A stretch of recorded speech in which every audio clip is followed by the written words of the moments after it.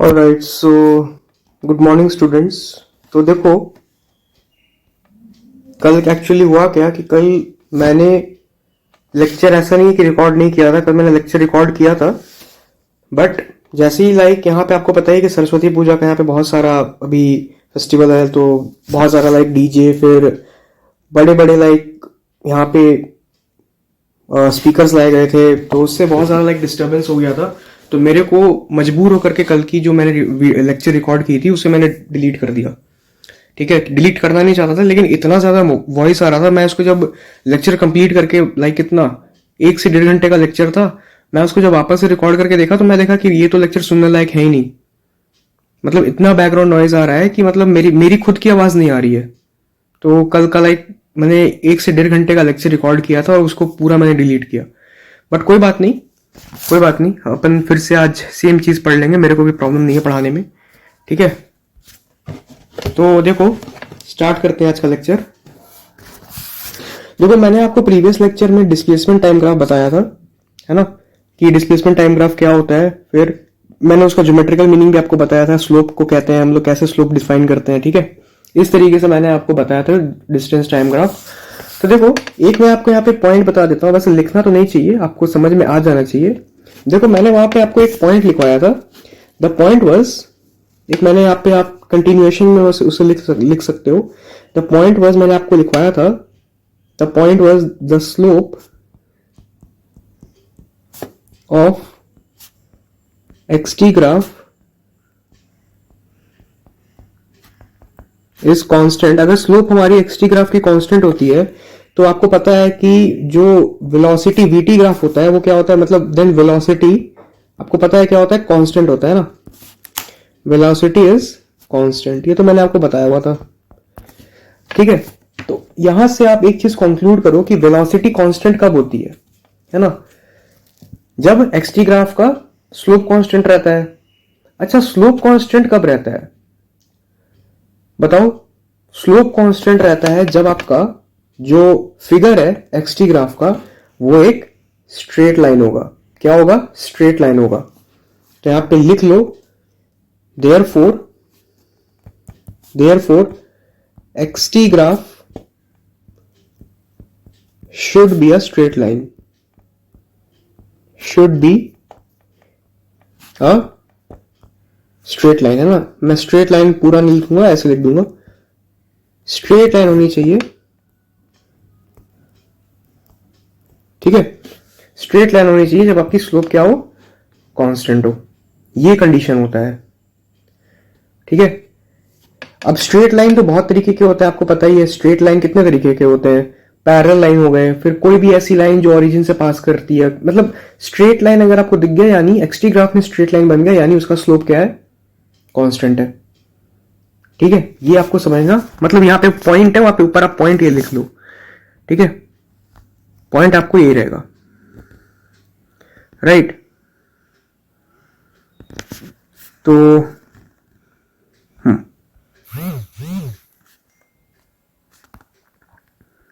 Now coming on to, अब कुछ question हम लोग करते हैं। देखो, क्वेश्चन करने से पहले मैंने आपको यहाँ पे एक फॉर्मूला बताया हुआ है। मैं एक काम करता हूँ ना, मैं बैकग्राउंड की कलर को ब्लैक ही कर देता हूँ। ठीक है, कि मेरे को लगता है कि मेरे को यहाँ पे कर लेना चाहिए ब्लैक इसे।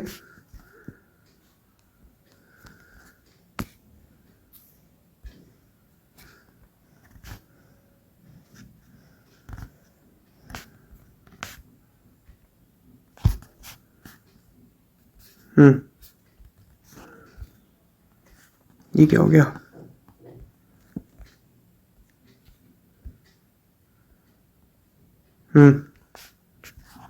ठीक है,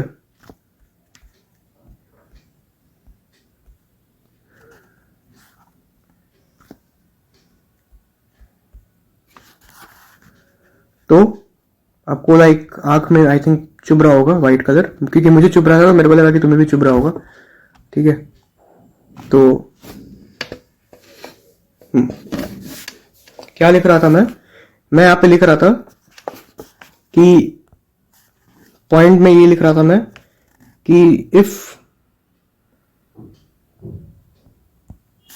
the slope of xt graph is constant, then velocity is also constant. ये लिख रहा था मैं, है ना। और दूसरा पॉइंट क्या था, therefore xt graph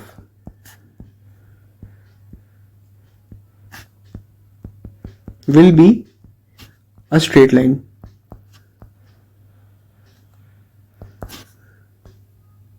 ठीक है, xt ग्राफ क्या होगा, एक स्ट्रेट लाइन होगा, बस ये लिखा था मैंने, है ना। ऑलराइट, और बस इतना लिखने के बाद मैं आया था नेक्स्ट टॉपिक पे। तो देखो, मैंने आपको बताया था, मैंने आपको क्या बताया था, मैंने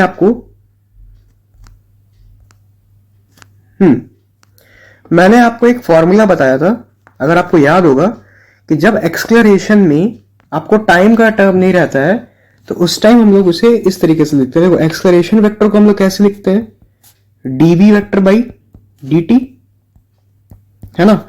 और अगर याद होगा तो मैंने इसे वेलोसिटी और डिस्टेंस के टर्म में भी लिखना आपको सिखाया था, which is v vector dv vector by dx vector, v dv by dx। ये मैंने आपको ऐसा लिखना सिखाया हुआ है। तो एक्सलरेशन की ये आपको तीन बेसिकली डिफरेंशियल फॉर्मूले होते हैं एक्सलरेशन के, ठीक है।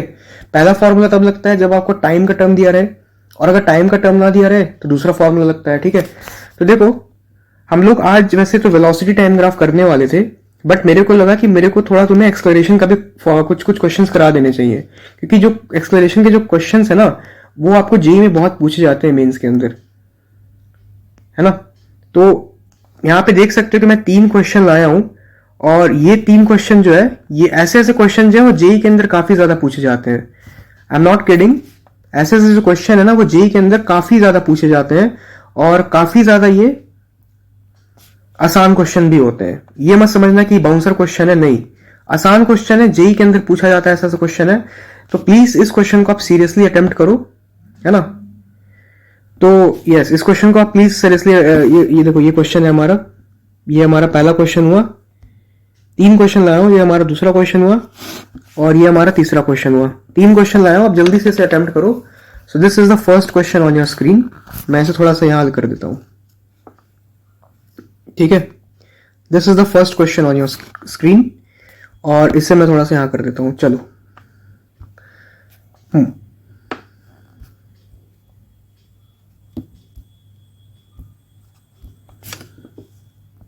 चलो, सो ये पहला क्वेश्चन है, इसे जल्दी से अटेम्प्ट करो,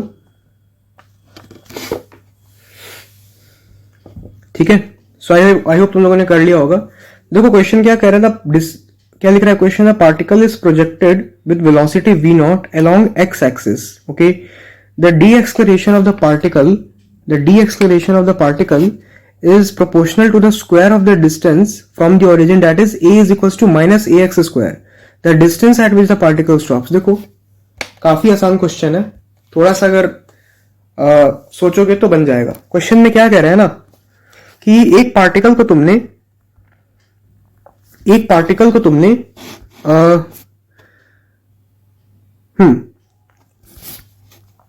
क्वेश्चन में क्या कह रहा है कि यहां पे मान लो एक बॉल है, ठीक है, यहां पे एक बॉल है, इसको तुमने v नॉट वेलोसिटी से फेंका, है ना, v नॉट वेलोसिटी तुमने इसे फेंका, और हुआ क्या कि जब ये बॉल, आपको पता ही है कि ये बॉल कभी ना कभी तो आके रुकेगा, जमीन पे कभी ना कभी आके टकराएगा, है ना।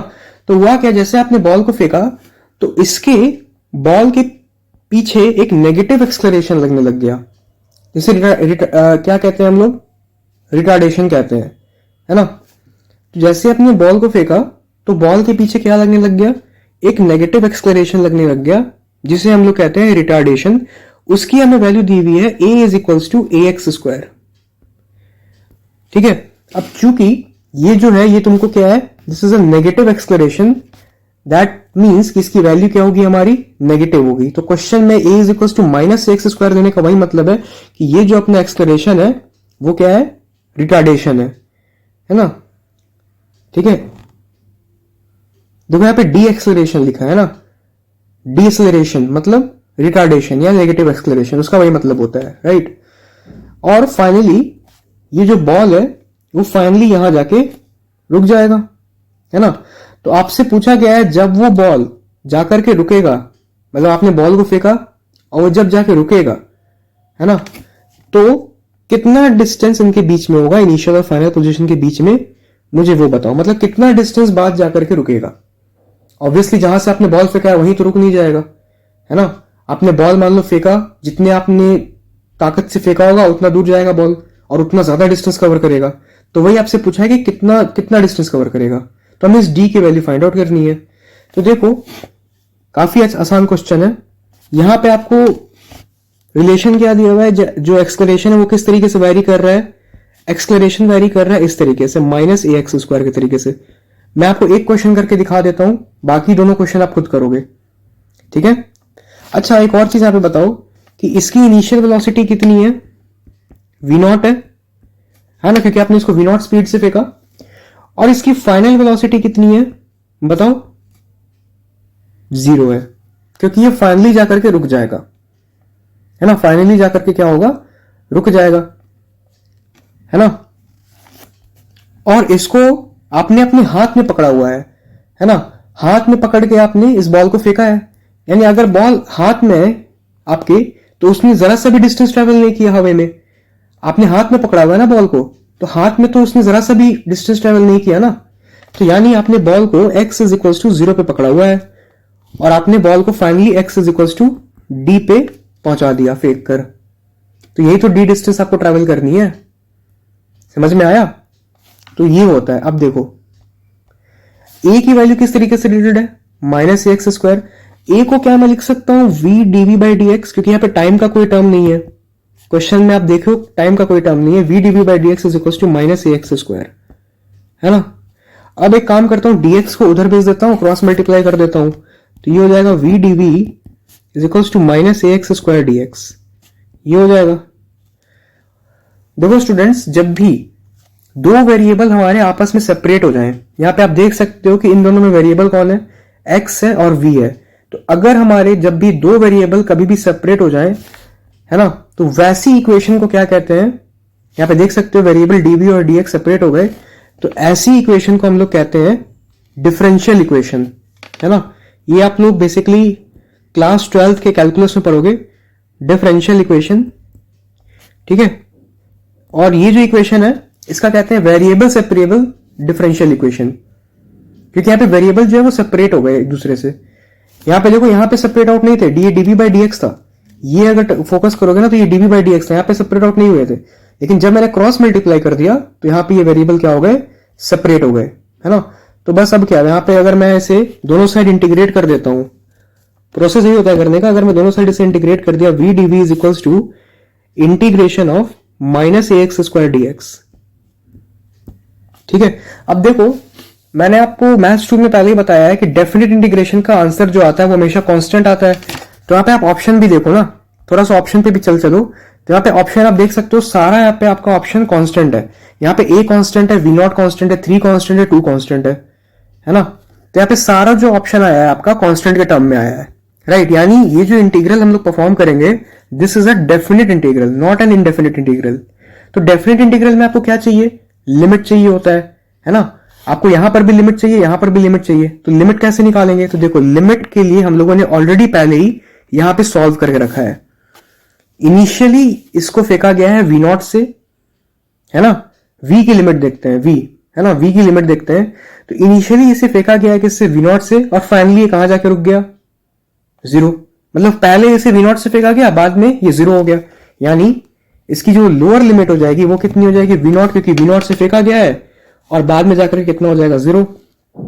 अच्छा, डिस्प्लेसमेंट पे आओ।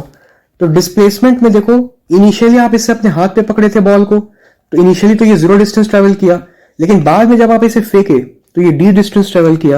यानी इसकी जो लिमिट हो जाएगी, दिस विल बी, इनिशियली कहां था, ये आपके हाथ में था, यानी 0 डिस्टेंस ट्रेवल किया और बाद में क्या हो गया, d ट्रेवल कर दिया, ठीक है। देखो एक और चीज मैं बताऊंगा, मैं बेसिकली आपको ये मैथ्स 2 में बताया हुआ, बट फिर यहां पे बता देता हूं। जो वेरिएबल होता है ना, उसी की लिमिट जाती है, आप ये याद रख लो। यहाँ पे dx वेरिएबल है, यहाँ पे dv वेरिएबल है, यहाँ पे v की लिमिट गई, है ना। ये मैथ्स में मैंने आपको बताया हुआ है, इंटीग्रेशन में जो वेरिएबल होता है उसी की लिमिट डालते हैं, है ना। तो यस, अभी उस पर हम लोग नहीं आएंगे क्योंकि ये मैथ्स शुरू का पार्ट है। अब अगर मैं इसे इंटीग्रेट करूंगा, ठीक है, अगर मैं इसे इंटीग्रेट करूंगा तो ये हो जाएगा v dv का इंटीग्रेशन हो जाएगा v स्क्वायर बाई 2, है ना। x raise to the power n का जो इंटीग्रेशन होता है वो होता है x raise to the power n plus 1 upon n plus 1, है ना। और इसे मैं v नॉट टू 0 इंटीग्रेट कर दूंगा। सिमिलरली यहां पे देखो माइनस ए क्या है, कांस्टेंट है, तो माइनस ए को हमने बाहर ले लिया। एक्स स्क्वायर dx का इंटीग्रेशन कितना हो जाएगा, x raise to the power 2 plus 1 upon 2 plus 1 यानी x क्यूब बाई 3, तो ये हो जाएगा x cube by 3 from 0 to d। अब मैंने आपको डेफिनेट इंटीग्रेशन सॉल्व करना बताया है। डेफिनेट इंटीग्रेशन को सॉल्व करने के लिए lower limit minus upper limit करते हैं, sorry upper limit minus lower limit करते हैं। तो अगर आप इसमें v की जगह 0 पुट करोगे तो ये तो 0 ही हो जाएगा, माइनस अगर आप v नॉट पुट करोगे तो ये हो जाएगा v नॉट स्क्वायर बाई 2। अच्छा इधर आ जाओ, इज इक्वल्स टू ये हो जाएगा माइनस ए, एक्स की जगह d पुट करोगे तो ये हो जाएगा d क्यूब बाई 3, और 0 पुट करोगे तो ये तो हमारा 0 ही हो जाएगा, है ना। बस अब इसे अगर मैं सॉल्व कर देता हूं, so this is minus v not square by 2 is equals to minus a d cube by 3, ठीक है। तो अगर मैं यहां से d की वैल्यू निकालता हूं तो ये आ रही है 3/2 v not square upon 2a whole raise to the power 1/3, ये हमारी d की वैल्यू आ रही है ना। यानी जो डिस्टेंस पार्टिकल ने ट्रेवल किया दैट वाज, अगर ऑप्शन देखें तो this is 3 v not square by 2a, D option हमारा करेक्ट हो जाएगा इस केस में, ठीक है। तो D option is correct, right. So इस तरीके से क्वेश्चन को प्रोसीड किया जाता है, ठीक है। मैंने आपको एक क्वेश्चन सॉल्व करके दिखाया, इस तरीके से देख सकते हो, यही हमारा ऑप्शन आया है। चलो सिमिलरली इसी तरीके से आप ये वाली क्वेश्चन को सॉल्व करो। अब सेम कोई एकदम फंडा है, ठीक है, कुछ इसमें ज्यादा नहीं है। और ऐसे ऐसे क्वेश्चन मैं बता रहा हूं जेईई मेंस में बहुत आते हैं भाई, बहुत ज्यादा ऐसे ऐसे क्वेश्चन आते हैं जेईई मेंस में, ठीक है। अगर आपका किस्मत अच्छा होगा तो आपको एक ऐसा क्वेश्चन मिल जाएगा, ठीक है। यस, इसे जल्दी ट्राई करो, वीडियो को पॉज करो और इसे ट्राई करो।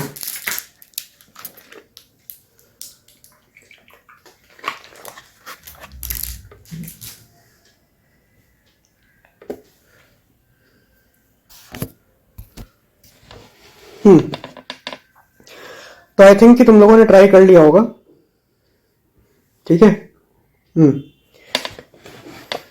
देखो क्वेश्चन क्या कह रहा है,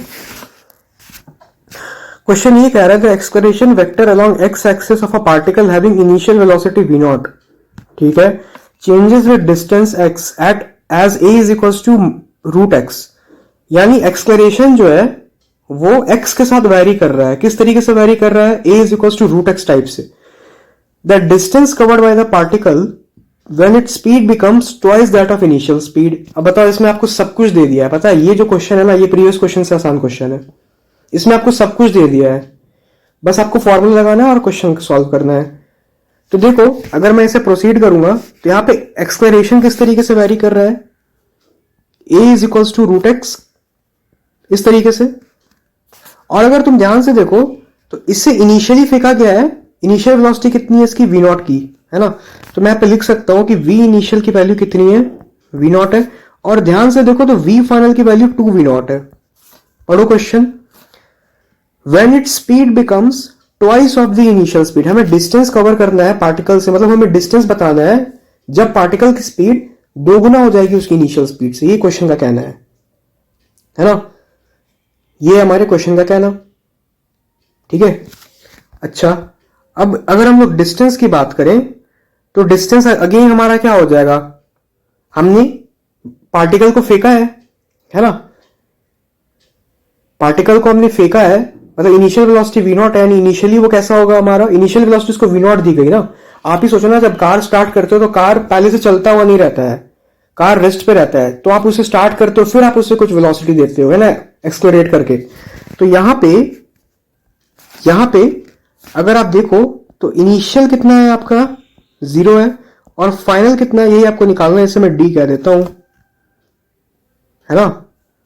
आपको बताना है डिस्टेंस जब इसकी speed twice than initial speed हो जाएगी, वो डिस्टेंस निकालना है आपको। तो x इनिशियल कितना है 0 है, और x फाइनल कितना है d है, क्योंकि इनिशियली इसकी स्पीड 0 होगी, फाइनली इसकी स्पीड d हो जाएगी, यही तो कह रहा है क्वेश्चन, है ना। इनिशियल डिस्टेंस 0 रहेगा और फाइनल डिस्टेंस से कुछ d कवर करेगा जब इसकी वेलोसिटी 2v0 होगी। तो अगर मैं यहाँ पे यही वाला जो फॉर्मूला होता है कि a is equals to v dv by dx, है ना। तो अगर मैं a की जगह v dv बाई dx रख देता हूं, तो ये हो जाएगा v dv by dx is equals to root x, cross multiply कर दूंगा तो ये हो जाएगा हमारा v dv is equals to root x d x, v dv is equals to root x d x. ठीक है, अब फिर से देखो ये वेरिएबल सेपरेट हो गए, वेरिएबल सेपरेट हो गए यानी that is variable separable differential equation. तो इसमें हम लोग क्या करते हैं, दोनों साइड इंटीग्रेट कर देते हैं, v dv is equals to integration of root x d x. ठीक है, अब लिमिट आपको पता है, इनिशियल इसकी वेलोसिटी कितनी है v0 है, फाइनल वेलोसिटी कितनी है 2v0 है। अच्छा, इनिशियली ये कहां पे था 0 पे था, फाइनली ये कहां पहुंच गया d पे पहुंच गया, है ना। फाइनली ये कहां पहुंच गया d पे पहुंच गया। अब अगर मैं इसे इंटीग्रेट करूंगा तो v dv का इंटीग्रेशन हो जाएगा हमारा v स्क्वायर बाई 2, कहां से कहां तक भाई, 2v0 से v0 तक, is equals to root x d x का मैंने आपको इंटीग्रेशन बताया, this is 2/3 x raise to the power 3/2। मैंने बोला ना ये बहुत पूछा जाएगा, मैंने आपको मैथ्स स्टूडियो में बताया था कि इसका जो इंटीग्रेशन होता है वो बहुत काम का होता है, इसलिए आप याद कर लो। ठीक है, आपका 30 सेकंड्स तो बच ही जाएगा। 30 सेकंड से मान लो कि अगर बहुत ज्यादा मास्टर हो गए इंटीग्रेशन में तो 5 सेकंड या 10 सेकंड तो बच ही जाएगा, है ना। डायरेक्टली आप लिख सकते हो इसे, राइट। सो यहां पे अगर मैं लिमिट पुट करूंगा, मैं डायरेक्टली लिख रहा हूं, सो ये हो जाएगा 4/2 यानी 2v0 स्क्वायर माइनस यानी हो जाएगा 3/2 v0 स्क्वायर, 3/2 v0 स्क्वायर, और ये हो जाएगा हमारा 2d to the power 3/2 upon 3, ये हो जाएगा। ठीक है, अब हमें d की वैल्यू निकालनी है, क्रॉस मल्टीप्लाई कर दो तो ये हो जाएगा 9v0 square by 4d, sorry 9v0 square by 4 is equals to d raise to the power 3/2। अब यहां पे एक काम करते हैं ना, d को हम लोग क्या लिख सकते हैं, यहां से d को हम लोग लिख सकते हैं 9/4 v0 square raise to the power 2/3, है ना। पावर उल्टा हो जाता है, ये तो मैथ्स है, ये तो आपको क्लास 6, 7, 8 का मैथ्स है, ये सब इतना तो आना ही चाहिए ना। यानी मैं यहां से देखो d को, अच्छा ऑप्शन मैच हो रहा है इसमें, क्या आंसर ऐसे ही है, नहीं 4/3 है पावर, ओके कोई बात नहीं, 4/3 है पावर। तो देखो यहाँ पे चालाकी इसने क्या किया है, इसको मैं ऐसे लिख सकता हूं 3/2 का होल स्क्वायर, 3/2 v0 का होल स्क्वायर और इसका whole raise to the power 2/3। ठीक है, यानी देखो चालाकी करते हैं जेई वाले, ये जेई का क्वेश्चन नहीं है, बस इस तरीके से जो जेई का क्वेश्चन होता है ना वो आता है। ठीक है, ऑप्शन को इतना ज्यादा मैनिपुलेट कर देंगे कि आपको डिकोड करना पड़ेगा, मतलब फंसाने की हर तरीके से आपको कोशिश करेंगे। ठीक है, तो इस तरीके से मैं ऑप्शन को डिकोड किया, तो आंसर कितना आ गया 3/2 v0 whole raise to the power 4/3। देखो कोई ऑप्शन है 3/2 v0 whole raise to the power 4/3, yes option number B हमारा सही हो गया, बी ऑप्शन करेक्ट हो गया हमारा। ठीक है, तो देख रहे हो किस तरीके से मैं अप्रोच कर रहा हूं, इसी तरीके से आपको अप्रोच करना है। ठीक है, इस तरीके से अगर अप्रोच करोगे तो आपका चीजें आपको आसान लगेंगी। ठीक है, एक एक चीज मैं देख सकता हूं कि मैं अपना पूरा टाइम लेके सॉल्व किया हूं, ये नहीं कि मैं जल्दी जल्दी कर दिया, मैं पूरा टाइम लेके सॉल्व किया। ठीक है, चलो अब ये क्वेश्चन करो जल्दी, ये तो यार अब 30 सेकंड्स का सवाल है, ये जल्दी करो, 30 सेकंड का सवाल है ये। और ऐसे क्वेश्चन अगर आ गए जेईई मेंस में तो अपने आप को लकी समझना।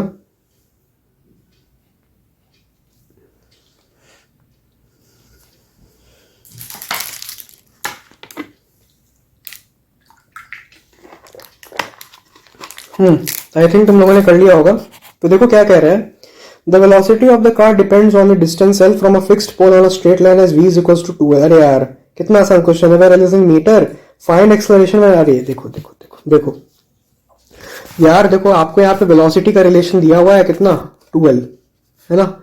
v is equals to 2l, ये दिया हुआ है ना, v is equals to 2l। इस तरीके से वेलोसिटी जो है वो वेरी कर रही है किसके साथ, डिस्टेंस के साथ।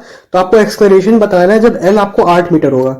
तो a when l is equals to 8 metre हमें फाइंड करना है। यही बस टोटल, अगर क्वेश्चन को आप देखोगे ना तो यही बस 2 लाइन का है। वेलोसिटी लेंथ के साथ ऐसे वेरी कर रही है और एक्सलेरेशन निकालना है where l is equals to 8। तो यहां पे देखो एक्सलेरेशन, वेलोसिटी और डिस्टेंस, एक्सलेरेशन पूछ रहा है, वेलोसिटी दी हुई है और लेंथ दिया हुआ है। तो कौन सा फॉर्मूला यूज करेंगे, एक्सलेरेशन पूछ रहा है तो एक्सलेरेशन की वैल्यू क्या होती है, v dv by dx। या dx नहीं लिखेंगे, यहाँ पे dl लिखेंगे क्योंकि यहाँ पे l लेंथ है, v dv by dl, है ना। अब देखो यहां पे v की तो वैल्यू आपको दी हुई है कितनी है, 2l, dv by dl निकालना पड़ेगा। तो यार अगर यहां पे ध्यान से देखोगे ना तो dv by dl की जो वैल्यू हो जाएगी, अगर मैं इसको डिफरेंशिएट करता हूं, ये वाली टर्म को अगर मैं डिफरेंशिएट करता हूं, so this will be what, 2l का डिफरेंशिएशन कितना हो जाएगा, 2 हो जाएगा, 2 हो जाएगा ना dv by dl का। और एक्सलेरेशन की वैल्यू होती है v dv by dl, यानी acceleration is equal to v कितना है आपका, 2l, और dv by dl की वैल्यू कितनी है, 2 है, यानी ये आपका 4l निकल गया, आ गया। लेकिन आपको पूछ रहा है acceleration when l is equal to 8। अरे यार क्या क्वेश्चन है। तो when l is equal to 8 metre, acceleration की वैल्यू क्या हो जाएगी, 4 इंटू 8, 32 मीटर पर सेकेंड स्क्वायर। आंसर 30 सेकेंड्स का सवाल था ये, ठीक है, 30 सेकेंड्स। आई थिंक कि तुम लोगों ने ये सवाल तो जरूर किया होगा। मान लो किसी से 1 या 2 नहीं बना तो आई थिंक ये तो जरूर हो गया होगा, ठीक है ना। चलो एक और क्वेश्चन मैं आपको देता हूं just for clearing your understanding. एक और क्वेश्चन मैं आपको देता हूं। क्वेश्चन है, ऐसे अगर क्वेश्चन प्रैक्टिस करते जाएंगे ना प्रीवियस टॉपिक के तो और अच्छे से चीजें क्लियर होती जाएंगी, ठीक है। क्वेश्चन है, if v is equals to the velocity vector of a particle varies according to its distance as x square plus 6x plus 1, then find the acceleration vector. Then find the acceleration at x is equals to 1. ये एक चलो करो जल्दी इसे, बहुत आसान सवाल है, ठीक है।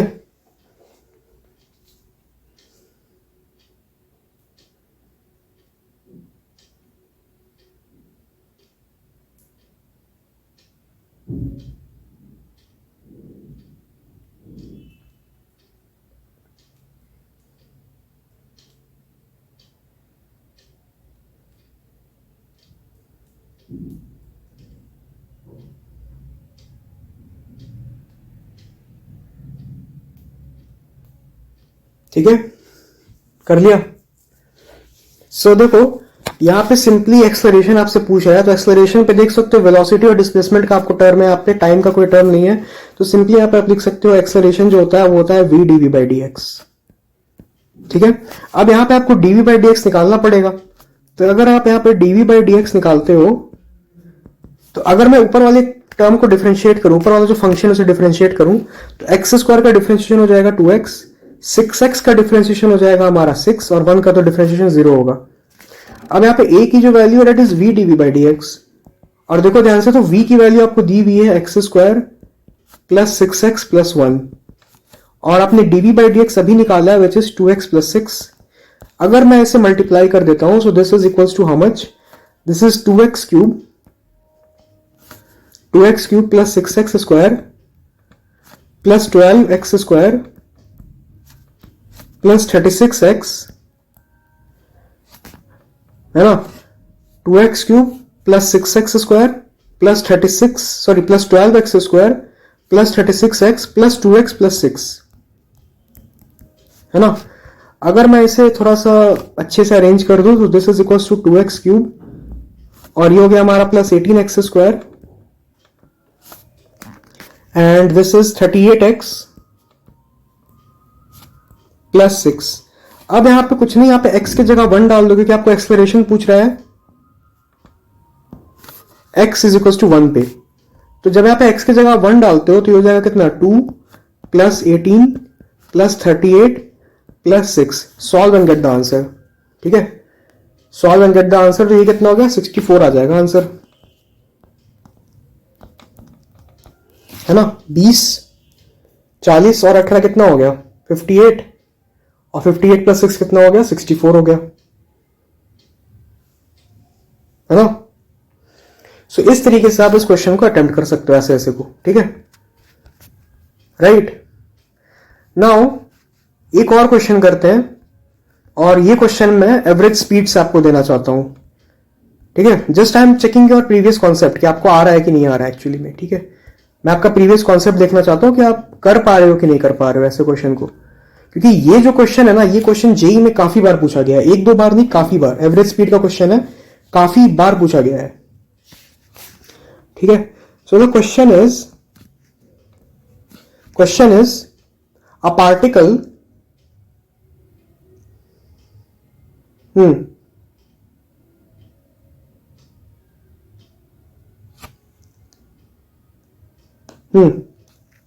a question is a particle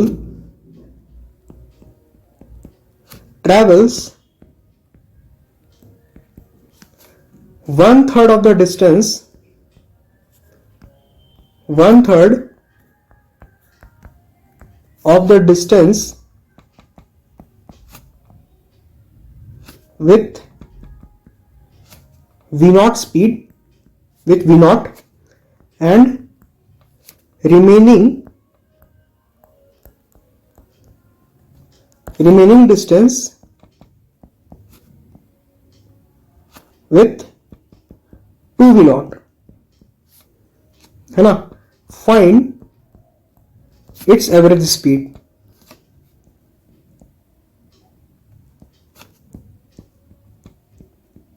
ठीक है, अब देखो जेई में ना वेरिएशन कर देगा। ये आपको एक मैंने क्वेश्चन का टाइप बता दिया।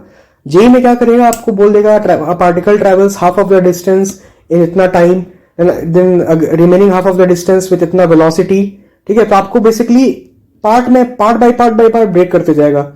एक पार्ट में आपको डिस्टेंस दे देगा, टाइम दे देगा, एक पार्ट में आपको वेलोसिटी दे देगा, डिस्टेंस दे देगा, दूसरे पार्ट में आपको वेलोसिटी दे देगा और डिस्टेंस दे देगा। आपको बोलेगा एवरेज स्पीड निकालने को। तो ऐसा जेई बहुत बार किया है, बहुत बार, एक दो बार नहीं। 2022 में देख लेना, 2023 में देख लेना, 2024 में देख लेना, 2020-21 देख लेना, ऐसा क्वेश्चन हर साल आया है। ठीक है, सो this is the most important question. इसके ना डबल टिक करके स्टार कर दो। ठीक है, क्योंकि ये क्वेश्चन आता ही आता है फिजिक्स में। मैं बहुत बार देखा हूं, काइनेमेटिक्स में ये क्वेश्चन आया ही आया है। ठीक है, बोर्ड्स में नहीं आता, क्योंकि बोर्ड्स तो होता नहीं, 11th का मार्क्स उतना मैटर नहीं करता, लेकिन ऐसा ऐसा क्वेश्चन आता ही आता है।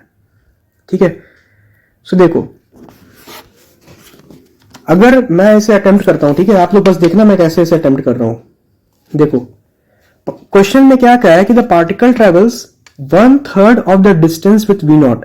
यानी मान लेते हैं कि पार्टिकल को कुछ डिस्टेंस जाना है, हमें डिस्टेंस की वैल्यू नहीं दी हुई कितनी है, लेकिन हम लोग मान लेते हैं कि कुछ डिस्टेंस जाना है ना, और वो उसका 1/3 कवर कर लेता है इतने स्पीड में, और बचा हुआ डिस्टेंस है ना, वो कितने में करता है, इतने स्पीड में। तो हमें बताना है उसकी एवरेज स्पीड। ठीक है, तो देखो यहां पे सॉल्यूशन में अगर मैं करने जाऊंगा तो मान लेते हैं ना कि उसे कुछ डी डिस्टेंस ट्रेवल करना है, डी डिस्टेंस। तो क्वेश्चन के अकॉर्डिंग क्या कह रहा है कि वो जो पार्टिकल है, मान लीजिए पार्टिकल यहां से चलना शुरू किया ओरिजिन से, है ना, ये पार्टिकल यहां से चलना शुरू किया, वो जो पार्टिकल है वो 1/3 डिस्टेंस, मान लो दिस इज अबाउट 1/3 डिस्टेंस, वो जो 1/3 डिस्टेंस है वो हमारा v0 की स्पीड से कवर कर रहा है, और रिमेनिंग ये हमारी क्या हो गई, ये हमारी रिमेनिंग हो गई। ये जो रिमेनिंग डिस्टेंस है वो हमारा 2v0 की स्पीड से कवर कर रहा है ना। सो एक बात बताओ, 1/3 डिस्टेंस कितना हो जाएगा, d/3, और रिमेनिंग कितना हो जाएगा, ये बचा हुआ d - d/3, यानी ये जो बचा हुआ डिस्टेंस हो गया ना, दिस इज 2d/3। सो ये जो बचा हुआ डिस्टेंस हो गया, देखो ये जो बचा हुआ डिस्टेंस हो गया, दिस इज d/3, एंड ये जो बचा हुआ डिस्टेंस हो गया दिस इज 2d/3। ठीक है, अब अगर इन दोनों को तुम ऐड करोगे d/3 plus 2d/3 this will equal to how much d। तो देखो यहां पे हमारा क्या है ना, फ्रैक्शन बन गया। ठीक है, अब फ्रैक्शन को सॉल्व करोगे तो थोड़ा सा लाइक कॉम्प्लिकेटेड हो जाएगा। d/3 हो गया, 2d/3 हो गया, आप कर सकते हो, आंसर सेम ही आएगा, आंसर सेम ही आएगा। ठीक है, क्योंकि हमने d डिस्टेंस इमेजिन किया है ना, तो आंसर सेम ही आएगा। चलो मैं d से ही कर देता हूं। ठीक है, d से ही कर देता हूं, फिर मैं आपको एक और दूसरा मेथड भी बताऊंगा। ठीक है, तो देखो हमने पार्ट 1, इसे हम लोग क्या देते हैं 1, जो हो गया हमारा 1। अगर यार ऐसे नहीं लिखते हैं, इसे हम लोग क्या देते हैं first and this is second. मतलब पहली बार मोशन में वो ये दिखा रहा है कि v0 स्पीड से चला है d/3 तक, और दूसरे पार्ट ऑफ द मोशन में वो दिखा रहा है कि वो 2v0 स्पीड से चला है 2d/3 तक। तो यार एक बात बताओ, अगर हम एवरेज स्पीड की बात करते हैं तो एवरेज स्पीड का फॉर्मूला क्या होता है, total distance covered by total time taken, है ना। अब देखो हमें तो डिस्टेंस पता है कि कितना चला है, टोटल डिस्टेंस हमें पता है कितना है, d है। देखो मैं यहां पे लिख देता हूं, टोटल डिस्टेंस हमें पता है कितना है, d है ना, d है। हमें टोटल टाइम नहीं पता, है ना। तो टोटल टाइम देखो, हमें टोटल टाइम यहां पे अलग अलग निकालना पड़ेगा, क्योंकि देखो टोटल टाइम क्यों अलग अलग निकालना पड़ेगा, क्योंकि फर्स्ट पार्ट में ये कुछ स्पीड से चल रहा है, कुछ डिस्टेंस ट्रेवल किया, सेकंड पार्ट में कुछ और स्पीड से चल रहा है, कुछ और डिस्टेंस ट्रेवल किया। तो यानी हमें टाइम जो है वो दोनों पार्ट का अलग अलग निकालना पड़ेगा। तो लेट्स इमेजिन कि यहां तक पहले पार्ट में जो टाइम लगा दैट वाज t1, एंड जो दूसरे पार्ट में टाइम लगा वो लगा हमारा t2। अगर मैं यहां पे t1 की वैल्यू लिखूंगा, t1, तो टाइम इज इक्वल टू क्या होता है, डिस्टेंस बाय स्पीड। ये तो पता ही है ना, टाइम इज इक्वल टू क्या होता है, डिस्टेंस बाय स्पीड। तो डिस्टेंस क्या है हमारा d/3, और स्पीड क्या है हमारा v0। तो दिस इसको हम लोग ऐसे लिख सकते हैं d/3 v0, है ना। तो t1 की वैल्यू तो इतनी हो गई। अच्छा, अगर मैं यहां से t2 की वैल्यू पूछूं तो क्या आप लोग बता सकते हो t2 की वैल्यू कितनी होगी, time is equal to distance by speed यानी 2d/3 अपॉन 2v0 यानी 2d/6 v0, 2d/6 v0 यानी d/3 v0। देख लो, डिस्टेंस अपॉन स्पीड होता है ना, स्पीड कितना है कितना है ये, हाँ तो ये भी हमारा कितना हो जाएगा d/3 v0 हो जाएगा, सेम आएगा, करके देख सकते हो d/3 v0। अच्छा टोटल टाइम कितना हो जाएगा, टोटल टाइम बताओ, total time will be d/3 v0 plus d/3 v0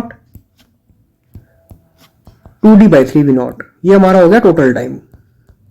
अब अगर मैं यहां से एवरेज स्पीड की बात करूं, है ना,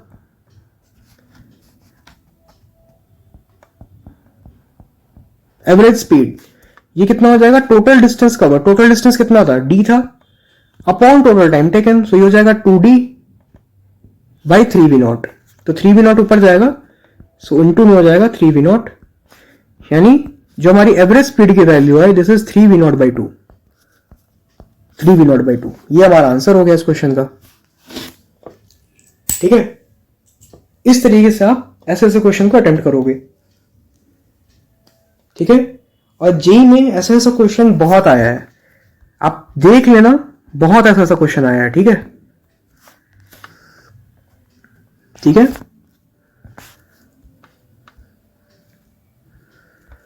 राइट,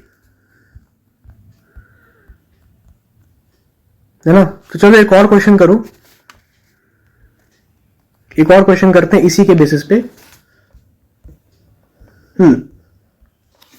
क्वेश्चन लिखो,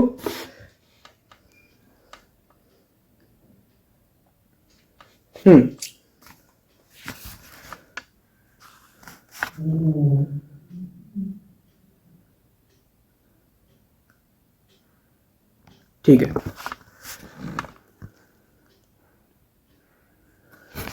तो क्वेश्चन है, देखो अब मैं 3 पार्ट में मोशन को डिवाइड करूंगा। अ पार्टिकल travels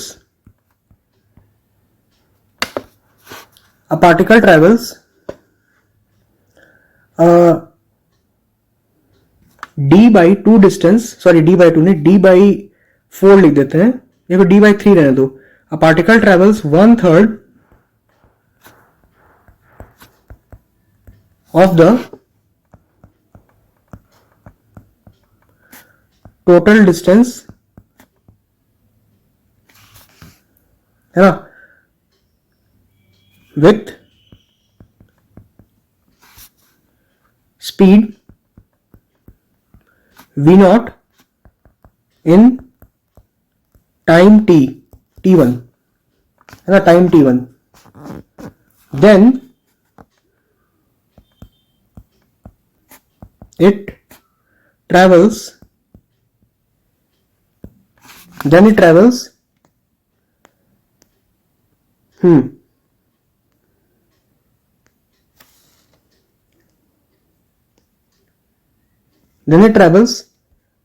1/4, या फिर ऐसे कर लेते हैं, हाँ 1/4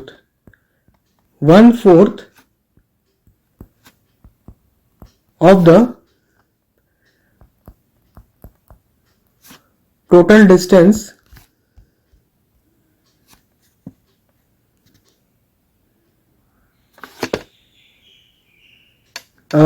एक सेकेंड,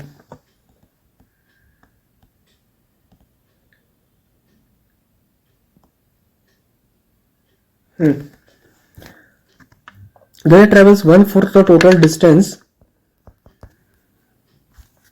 डिस लिख दे रहा हूँ ना, यहाँ पे डिस्टेंस लिख देता हूँ, चलो, then it travels 1/4 the total distance with velocity 2v naught in time t2, है ना, in time t2, and the remaining half of the distance in time t3, and the remaining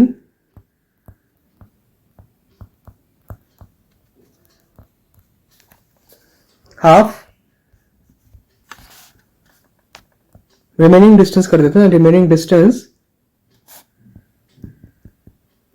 with speed again v naught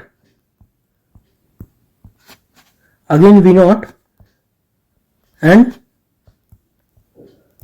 time t3, ठीक है, time t3, find the average velocity, sorry, find the average speed, find the average speed. चलो जल्दी करो इसे। अब मैंने motion को 3 part में डिवाइड किया है, तीनों पार्ट में वेलोसिटी अलग अलग है और स्पीड भी अलग अलग है, मतलब डिस्टेंस भी अलग अलग है, ठीक है। सो ऐसे से ट्राई करो जल्दी।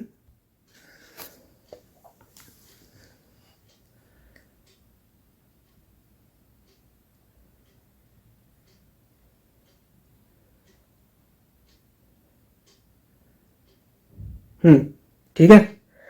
अब देखो, आई थिंक तुम लोगों ने ट्राई कर लिया होगा। अब देखो, ये थोड़ा सा कॉमन सेंस अपना लगाना पड़ता है, ठीक है। थोड़ा सा अगर कॉमन सेंस लगाओगे तो समझ में आ जाएगा। देखो यहाँ पे मोशन को आपने टुकड़े टुकड़े में बांटा है, पहले 1/3 चला है, फिर 1/4 चला है, ठीक है, फिर बचा खुचा चला है वापस। तो आपने बेसिकली एक मोशन को 3 हिस्सों में बांट दिया, जिसमें उसने अलग अलग डिस्टेंस भी चला है, एक में 1/3 चल गया, एक में 1/4 चल गया।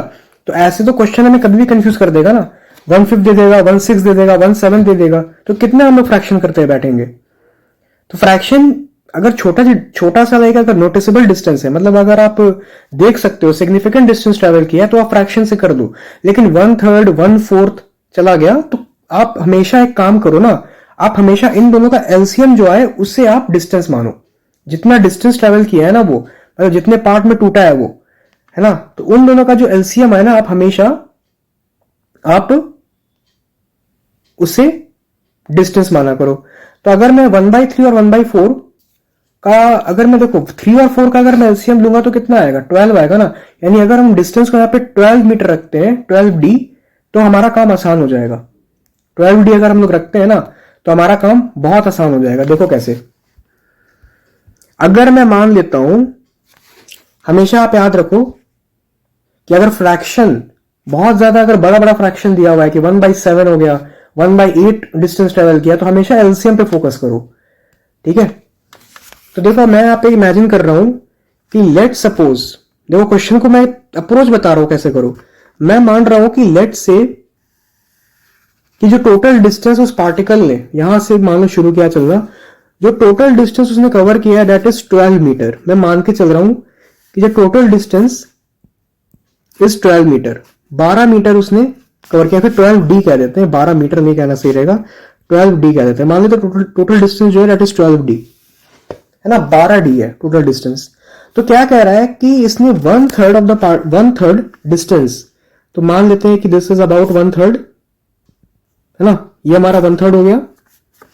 1/3 ऑफ द डिस्टेंस इसने v0 की स्पीड से चला है, ठीक है। सो दिस इज v0 की स्पीड से 1/3 चल गया, यानी d/3 चल गया, राइट, इन टाइम t1। ये t1 भी दिया हुआ है कि टाइम t1 में इसने d/3 चला with the speed v0।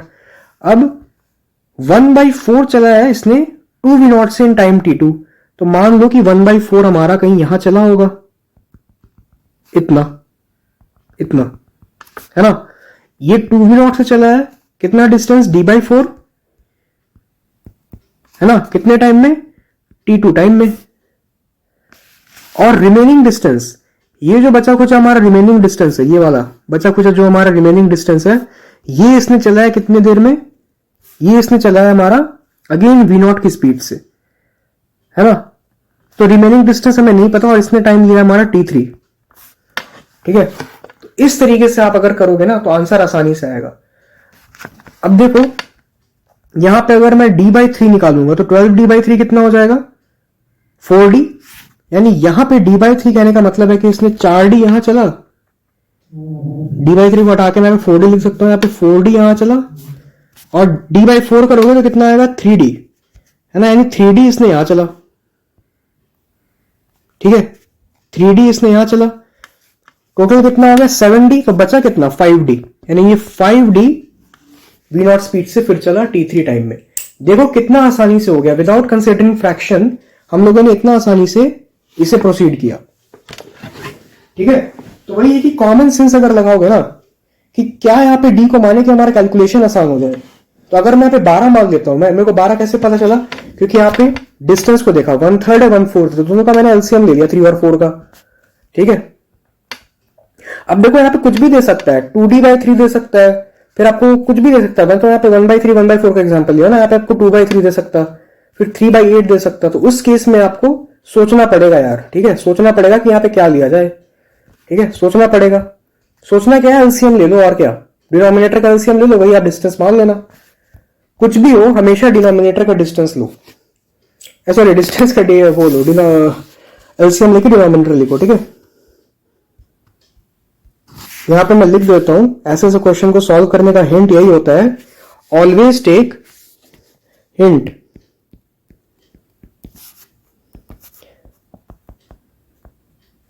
always take LCM of always take LCM of denominator,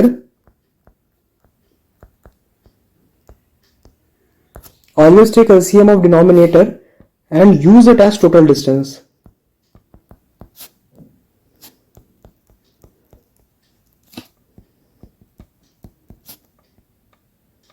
ये होगा, ठीक है।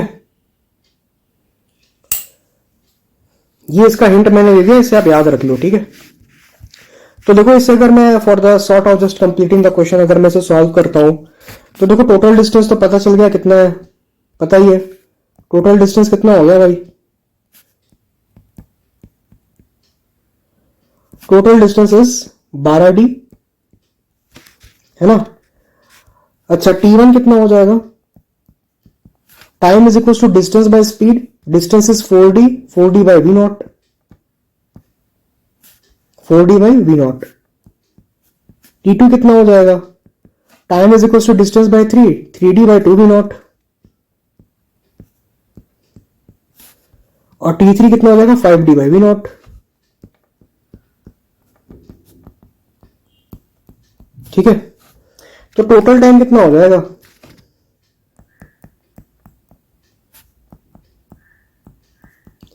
ये हो जाएगा 4D/V0 plus 5D/V0 plus 3D/2V0, ये हो जाएगा टोटल टाइम। सॉल्व करोगे तो इसमें भी 9D/V0 21D/2V0 हो जाएगा, ये हो जाएगा। देख लो 9D/V0 हो गया,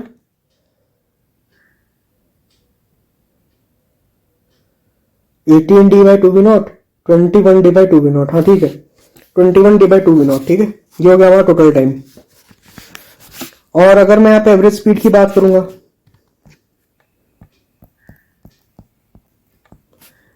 एवरेज स्पीड की मैं बात करूंगा तो वो हो जाएगी हमारी टोटल डिस्टेंस कवर्ड यानी 12D upon total time taken. Total time कितना है हमारा 21D और 2V0 तो ऊपर मल्टीप्लाई हो जाएगा।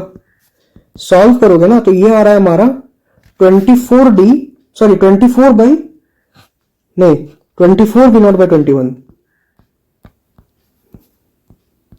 ये आ गया हमारा आंसर 24V0/21। ठीक है, सो इस तरीके से आपको ऐसे क्वेश्चन को करना होता है। मैंने 2 क्वेश्चन कराया है, एक में मैंने 2 पार्ट में ब्रेक किया था, एक में मैंने 3 पार्ट में ब्रेक किया है ना। चलो एक लास्ट क्वेश्चन करते हैं, then we proceed to the velocity time graph. सोचो मैं कल इतना ये क्वेश्चन मैं दोबारा कर रहा हूं, ठीक है, कल जो मैंने रिकॉर्डिंग की थी ना वो पूरी तरीके से खराब हो गई, तो यू कैन अंडरस्टैंड कि उस टाइम मेरा क्या मतलब स्टेट होगा मेरे दिमाग का। ठीक है, इतना लाइक क्वेश्चन करने के बाद लास्ट में जाके रियलाइज कर रहा कि सारा चीज बिगड़ गया है। कोई बात नहीं, होता है। ठीक है, देखो एक क्वेश्चन करते हैं, काफी अच्छा क्वेश्चन है और ये आपको मैं बोलूंगा कि जेईई मेन का अच्छा क्वेश्चन है ये। ठीक है, जेईई मेन का ये अच्छा क्वेश्चन है, अच्छे लेवल का क्वेश्चन है ये, थोड़ा सा दिमाग लगाना पड़ेगा। So the question is, last question है, a particle is moving along a straight line whose velocity displacement graph,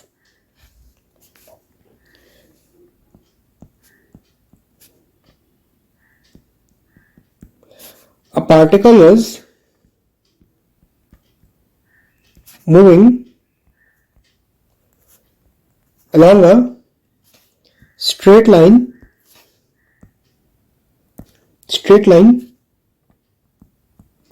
whose velocity displacement graph।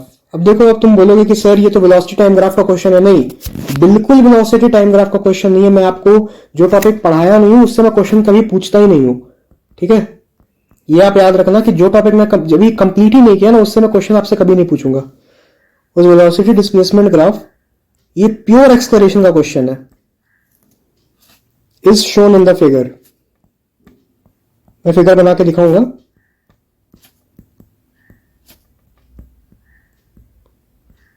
Is shown in the figure, what is the acceleration when the particle, sorry, what is the acceleration when displacement is 3 meter? What is the acceleration when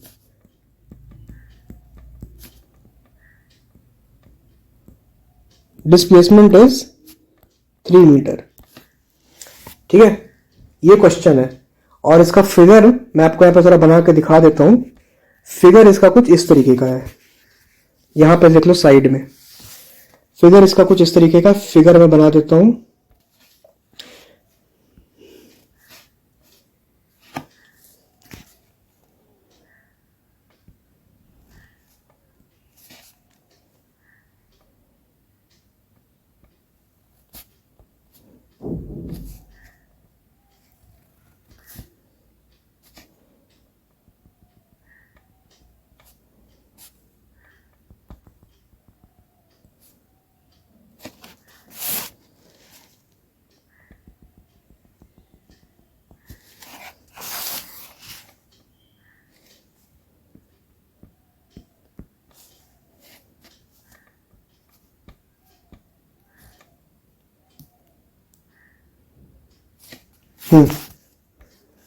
और ये जो angle है या पहले angle से दूसरे colour से लिख देता हूं, this angle is 60 degree, right. चलो, काफी कंसेप्चुअल क्वेश्चन है आपका, ये हर चीज चेक कर लेगा, ठीक है। और हाँ, एक और चीज बताना भूल गया कि this is velocity and this is displacement. VS graph है ना, वेलोसिटी डिस्प्लेसमेंट ग्राफ है, और इसका ऑप्शन भी मैं आपको दे देता हूं, कोई कसूर नहीं छोड़ूंगा, ठीक है। मतलब क्वेश्चन है तो पूरा कंप्लीट करूंगा। पहला ऑप्शन है ए -4√3, बी 3√3, सी √3 एंड डी 4/√3। चलो थोड़ा सा जल्दी दिमाग लगाओ, बन जाएगा। मैं कह रहा हूं बन जाएगा, एक्सप्लोरेशन पढ़ा है बन जाएगा, अगर रिवाइज किया है बन जाएगा, नहीं रिवाइज किया नहीं बनेगा।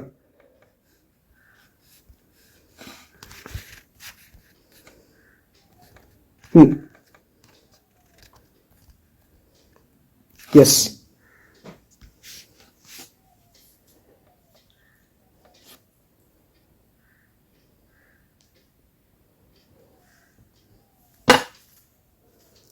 राइट। सो आई थिंक तुम लोगों ने कर लिया होगा, है ना। सो मैं सॉल्यूशन के ऊपर बढ़ता हूं।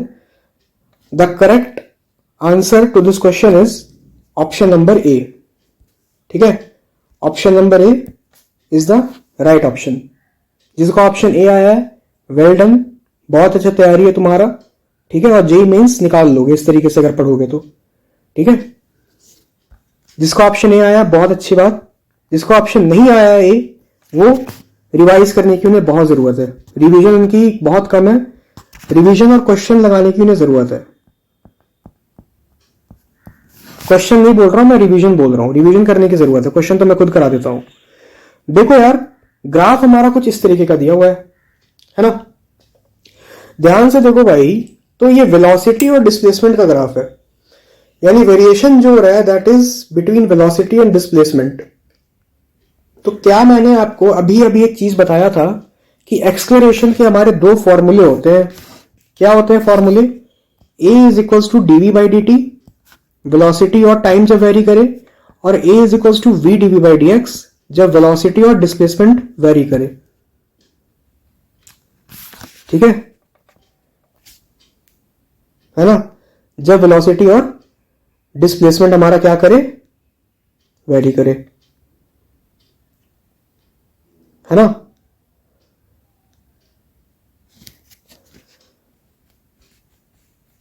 सो अगर तुम यहां पे ध्यान से देखो तो क्वेश्चन में हमें क्या कहा है कि a particle is moving along a straight line whose velocity displacement graph is shown in the figure, what is the acceleration and displacement is 3 metre. यानी जब 3 मीटर पे आप इस फिगर को देखो, है ना, ये जो मैं फिगर बनाया हूं इस फिगर को देखो, जब हमारा डिस्प्लेसमेंट 3 मीटर है तो उसकी वेलोसिटी कितनी है, 4 मीटर पर सेकंड, है ना। यानी इस पॉइंट पे, ये जो पॉइंट है, इस पॉइंट पे इसकी जो डिस्टेंस इसने ट्रेवल किया है दैट इज 3 मीटर, और इस पॉइंट पे वेलोसिटी कितनी है, 4 मीटर पर सेकंड। तो हमें इसी पॉइंट पे तो एक्सलेरेशन निकालना है, क्योंकि हमें पूछ रहा है कि हमें क्या पूछ रहा है, हमें पूछ रहा है एक्सलेरेशन बताओ जब उसने 3 मीटर का डिस्प्लेसमेंट ट्रेवल किया है। तो इसी पॉइंट पे ट्रेवल किया 3 मीटर का डिस्प्लेसमेंट, देख सकते हो कि ये 3 मीटर है ना। ये 3 मीटर का अभी इसने ट्रेवल किया है, और इसकी उस टाइम स्पीड कितनी थी, 4 मीटर पर सेकंड थी। तो एक्सलेरेशन की वैल्यू इस पॉइंट पे कितनी हो जाएगी, v dv बाई dx, है ना, क्योंकि यहां पे टाइम का तो कोई टर्म नहीं है, तो v dv बाई dx हो जाएगी। v की वैल्यू देखो तो ध्यान से आपको दी हुई है कितनी है, 4 मीटर पर सेकंड। उस टाइम पे जब उसने 3 मीटर की डिस्प्लेसमेंट को कवर किया, उस टाइम पे वेलोसिटी कितनी है, 4 मीटर पर सेकंड। यानी आपको यहां पे, यार अब तो ये आप समझ ही गए कि यहां पे आपको v की वैल्यू कितनी दी हुई है, 4 मीटर पर सेकंड। आपको चाहिए क्या, dv बाई dx, है ना, dv बाई dx। तो dv बाई dx अगर आप याद हो आपको, तो यही स्लोप होता है ना, slope of velocity displacement graph, ठीक है। अरे यार, dx बाई dt, थोड़ा ये कॉमन सेंस लगाओ, dx बाई dt क्या है, वेलोसिटी होता है ना, तो एक्स बाई टी क्या हो गया, स्लोप हो गया ना, D X by D T क्या हो गया, slope of displacement time graph. DV by D T क्या हो गया, ए होता है, तो ए क्या हो गया, slope of velocity time graph. मैंने आपको क्या बताया कि D Y by D X इसको रिप्रेजेंट करता है, स्लोप को रिप्रेजेंट करता है ना, तो डीवी बाई डी एक्स भी किसको रिप्रेजेंट करेगा, स्लोप को करेगा। समझ में आ रहा है? तो यहां पे मैं एक चीज लिख देता हूं कि डीवी बाई डी एक्स लिखना नहीं चाहिए मुझे, बहुत बेसिक बात है ये। जैसे D Y by D X slope को रिप्रेजेंट करता है, D X by D T slope को रिप्रेजेंट करता है, DV by D T slope को रिप्रेजेंट करता है, तो डीवी बाई डी एक्स भी तो स्लोप को रिप्रेजेंट करेगा, है ना। यानी हमें डीवी बाई डी एक्स की वैल्यू कब चाहिए, ये लाल वाले पॉइंट पे चाहिए, इस रेड पॉइंट पे हमें डीवी बाई डी एक्स की वैल्यू चाहिए, ये वाला रेड पॉइंट, है ना। तो मैंने आपको पहले ही बताया कि कभी भी स्लोप की वैल्यू अगर आपको फाइंड करनी है, यानी आपको टैन थीटा की वैल्यू फाइंड करनी है, क्योंकि टैन थीटा को ही स्लोप कहते हैं, टैन थीटा को ही तो स्लोप कहते हैं। तो या तो आप स्लोप की वैल्यू फाइंड आउट करोगे या आप टैन थीटा की वैल्यू फाइंड आउट करोगे। अब मैंने आपको बताया कि टैन थीटा की वैल्यू कैसे फाइंड आउट करते हो, टेंजेंट बना के। तो देखो इसने ऑलरेडी फिगर में आपको टेंजेंट बना के दिया है, इस पॉइंट पे बनाना नहीं चाहिए था, बट आपने देखो कि ये डॉटेड लाइन से इसने टेंजेंट ही बनाया है इस पॉइंट पे, ठीक है। अब आपको स्लोप निकालना है, तो मैंने आपको स्लोप का बेसिक मैथ्स में एक और डेफिनेशन बताया था, it is the angle made by a straight line और a tangent with positive direction of x axis. याद है मैथ्स टूल में मैंने आपको ये बात बताई थी कि स्लोप क्या होती है, it is the angle made by the straight line और a tangent with respect to positive x axis. तो जिसने यहां पे स्लोप को एंगल tan थीटा को 60 लेके चला है उसका आंसर गलत आया होगा, उसका आंसर आया होगा 4√3, है ना, उसका आंसर आया होगा 4√3, जिसने यहां पे 60 लेके चला है। वहां पे उसने क्या गलती कर दिया, उस बच्चे ने वहां पे क्या गलती कर दिया, उसने ये डेफिनेशन मिस कर दिया स्लोप का कि slope is the angle made by the straight line with the positive x axis, ये हो जाएगा slope, and this angle will be nothing but 120 degrees, क्योंकि ये 60 डिग्री है और ये कितना हो जाएगा टोटल 120 डिग्री हो जाएगा, है ना। सो दैट्स वाई यहां पे जो dv बाई डी एक्स की वैल्यू है, फिर से देखो dv बाई डी एक्स क्या है, हमारा स्लोप है। स्लोप को क्या कहते हैं, tan थीटा कहते हैं, है ना। tan थीटा कैसे निकालते हैं, टेंजेंट बना के निकालते हैं, और इसी की वैल्यू हमें थीटा की वैल्यू कितनी दी हुई है, 120 डिग्रीज दी हुई है, राइट। सो यहां पे dv बाई डी एक्स की वैल्यू कितनी हो गई, tan 120, therefore a at x is equal to 3, यानी डिस्प्लेसमेंट जब उसका 3 मीटर हुआ होगा, 3 मीटर, तो कितना हो जाएगा v dv by D x, तो 4 tan 120, 4 tan 120। अब tan 120 की वैल्यू पता है कितनी होती है, tan 120 इज tan 180 माइनस 60, यानी माइनस tan 60, है ना। So this will be -4√3, -4√3 metre पर सेकेंड स्क्वायर, ये हमारा आंसर हो जाएगा, ठीक है। तो देख सकते हो कि छोटा क्वेश्चन था, ये नहीं था कि काफी कंसेप्ट मतलब बड़ा क्वेश्चन है, लेंदी क्वेश्चन है, नहीं। आप देखो तो ये जो क्वेश्चन है ये बाकी क्वेश्चन के कंपैरिजन में काफी छोटा है। ये क्वेश्चन देख लो, ये क्वेश्चन देख लो, ये सब जो क्वेश्चन मैंने किए हैं ये सब के कंपैरिजन में ये क्वेश्चन जो है काफी छोटा है, लेकिन यहां पे कॉन्सेप्ट लगा है, और जेई एडवांस में आपको कॉन्सेप्ट ही लगाना पड़ता है, ठीक है। ये क्वेश्चन को मैं एक अच्छा लेवल बोलूंगा, जेई मेंस का अच्छा लेवल का क्वेश्चन है, या फिर जेई एडवांस के लेवल का बिल्कुल नहीं है, ये जेई मेंस का एक अच्छा लेवल का क्वेश्चन है, ठीक है। मतलब दिमाग लगाओगे तभी ये बनेगा, नहीं तो नहीं बनेगा, बाउंसर जाएगा ये क्वेश्चन आपके, ठीक है। और यहां पर चूंकि मैंने ऑप्शन नहीं दिया 4√3 का, अगर मैं ऑप्शन दे देता 4√3 तो मैक्सिमम ऑफ द स्टूडेंट्स जो अटेम्प्ट भी किए होंगे इस क्वेश्चन को वो वही टिक करके आते 4√3, और उनको मिलता क्या, -1, नेगेटिव हो जाता उनका, ठीक है। तो जेई में देखना, जेई में ना बहुत क्लोज ऑप्शन देता है, मतलब ऐसा ऑप्शन देगा जो आ सकता है, आपको लगेगा कि हाँ यही ऑप्शन होना चाहिए, ठीक है। लेकिन ऐसे जाल में नहीं फंसना है आपको, उससे आपका नेगेटिव होगा। चलो तो आगे बढ़ते हैं। देखो आज बहुत सारे क्वेश्चन हम लोगों ने किए और आई थिंक तुम्हारा कॉन्सेप्ट भी क्लियर हुआ होगा, है ना। Now let's proceed to, just a second,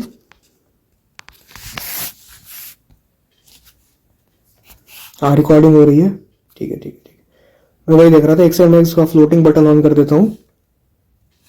hmm hmm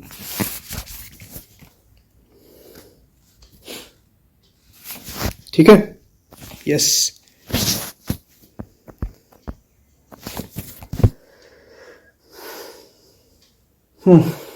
now let's proceed to the velocity time graph, है ना। वेलोसिटी टाइम ग्राफ में हम लोग आते हैं, ठीक है।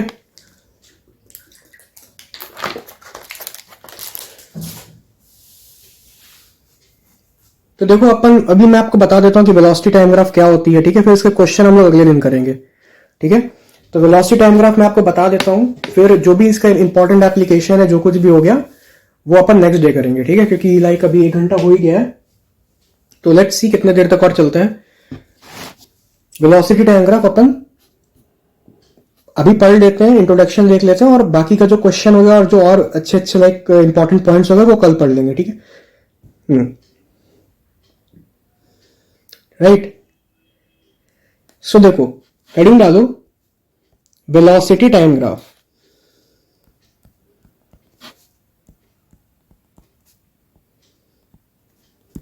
वेलोसिटी टाइम ग्राफ, है ना।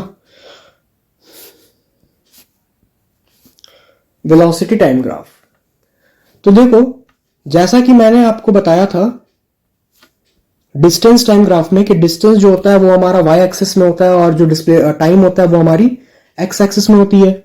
यहां पर भी वही है, ठीक है। यहां पर भी वही है, यहां पे हमेशा हम लोग टाइम को एक्स एक्सिस में लेते हैं, जैसे हम लोग डिस्प्लेसमेंट टाइम ग्राफ में लिए थे, ठीक है। तो यहां पे हमारा टाइम हो जाएगा, यहां पे हमारी वेलोसिटी हो जाएगी। और उस टाइम भी हम लोगों ने क्या अज्यूम किया था, लेट्स से हम लोगों ने वहां पे अज्यूम किया था कि मान लेते हैं कि जो पार्टिकल है उसका जो मोशन करने का तरीका है वो कुछ इस तरीके का मोशन कर रहा है। हमने अज्यूम किया था ना कि मान लेते हैं इस तरीके का कुछ मोशन कर रहा है हमारा पार्टिकल, राइट। लेट्स से कि ये पॉइंट को हमने नाम दिया था उस टाइम ए की जो वैल्यू थी that was x1, y1, x1 y1, और ये था हमारा b x2 y2।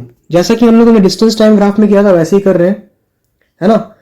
फिर हमने क्या किया था, हमने यहाँ पे एक पॉइंट अज्यूम किया था C, हमने यहाँ पे ट्रायंगल को कंप्लीट किया था अगर याद हो तो यहां पर भी अपन सेम काम करते हैं, यहाँ पे ट्रायंगल को कंप्लीट करते हैं। तो इस पॉइंट से मैं एक ट्रायंगल बना रहा हूं, एक लाइन खींच रहा हूं, इस पॉइंट से भी सेम इसे ज्वाइन कर देता और यहां से भी एक लाइन ऐसे ज्वाइन कर देता। तो आप देख सकते हो कि ये हमारा राइट एंगल ट्रायंगल कंप्लीट हो गया। और मैंने इस पॉइंट को क्या नाम दिया था, C नाम दिया था, है ना। और अगर मैं इस C का कोऑर्डिनेट लिखना चाहूं तो मैं बड़ी आराम से इसकी कोऑर्डिनेट लिख सकता हूं। ये कितना हो जाएगा, this will B x1 y1, sorry this will B x2 y1, है ना, x2 y1। क्यों मैंने ऐसा कोऑर्डिनेट लिखा, क्योंकि देख सकते हैं ये जो BC लाइन है, ये जो BC लाइन है इसकी x कोऑर्डिनेट क्या है, कांस्टेंट है ना। ये BC लाइन को अगर आप एक्सटेंड करोगे नीचे तक तो आप देख सकते हो इसकी x कोऑर्डिनेट कांस्टेंट है, और ये जो AC लाइन है आप देख सकते हो इसकी y कोऑर्डिनेट कांस्टेंट है ना। तो y कोऑर्डिनेट कांस्टेंट है तो A का जो y कोऑर्डिनेट है वही C का y कोऑर्डिनेट होगा, क्योंकि सेम हाइट पे है दोनों। सिमिलरली B का जो हमारा x कोऑर्डिनेट होगा वही हमारा C का होगा, क्योंकि दोनों एक सेम हाइट पे है ना। इसलिए मैंने x2 y1 क्या हो गया, इसका कोऑर्डिनेट हो गया। तो अगर मैं इस BC की लेंथ पूछूंगा ना, ध्यान से देखना, अगर मैं इस BC की लेंथ पूछूंगा तो आप आराम से बोल सकते हो कि ये जो लेंथ होगी हमारी BC, this is nothing but y2 minus y1, है ना। BC will nothing but y2 minus y1। और अगर मैं आपसे AC की लेंथ पूछूंगा तो आप बड़े आराम से बोलोगे कि ये जो AC की लेंथ होगी this will B x2 minus x1, this will B x2 minus x1, है ना। और आपको आपको पता ही होगा कि अगर ये राइट एंगल ट्रायंगल है तो ये एंगल कितना है, थीटा है मान लेते हैं, है ना। तो यहां पे भी वही सेम फंडा लगाने वाले हैं, tan थीटा की वैल्यू कितनी हो जाएगी, y2 minus y1 upon x2 minus x1। अगर पता हो तो इसी tan थीटा को हम लोग क्या कहते हैं, स्लोप कहते हैं। स्लोप को क्या कहते हैं, dy बाई डी एक्स, है ना, dy बाई डी एक्स। लेकिन यहां पे y और x नहीं है, यहां पे क्या है, v और t है। y की जगह v है और x की जगह क्या है, t है।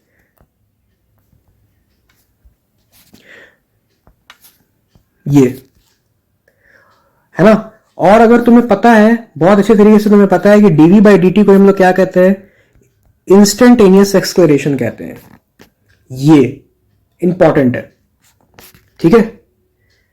सो यहां से हमें एक बड़ा ही इंपॉर्टेंट बात पता चला, क्या, कि द स्लोप ऑफ, बड़ा इंपॉर्टेंट पॉइंट यहां से पता चला, क्या, the slope of VT graph gives instantaneous acceleration.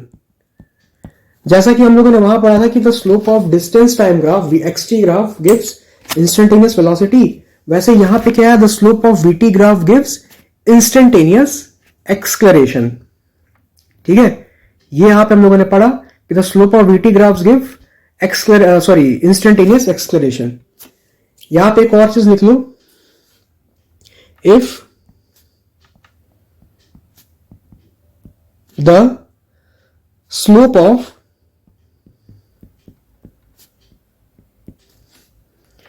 VT graph, यहां पे मैं कुछ इंपॉर्टेंट पॉइंटर्स बता रहा हूं, वो लिखना जरूरी है, ठीक है। If the slope of VT graph is constant, है ना, if the slope of VT graph is constant, then acceleration भी क्या हो जाएगी, कांस्टेंट हो जाएगी। यही है ना, therefore VT graph will B a straight line.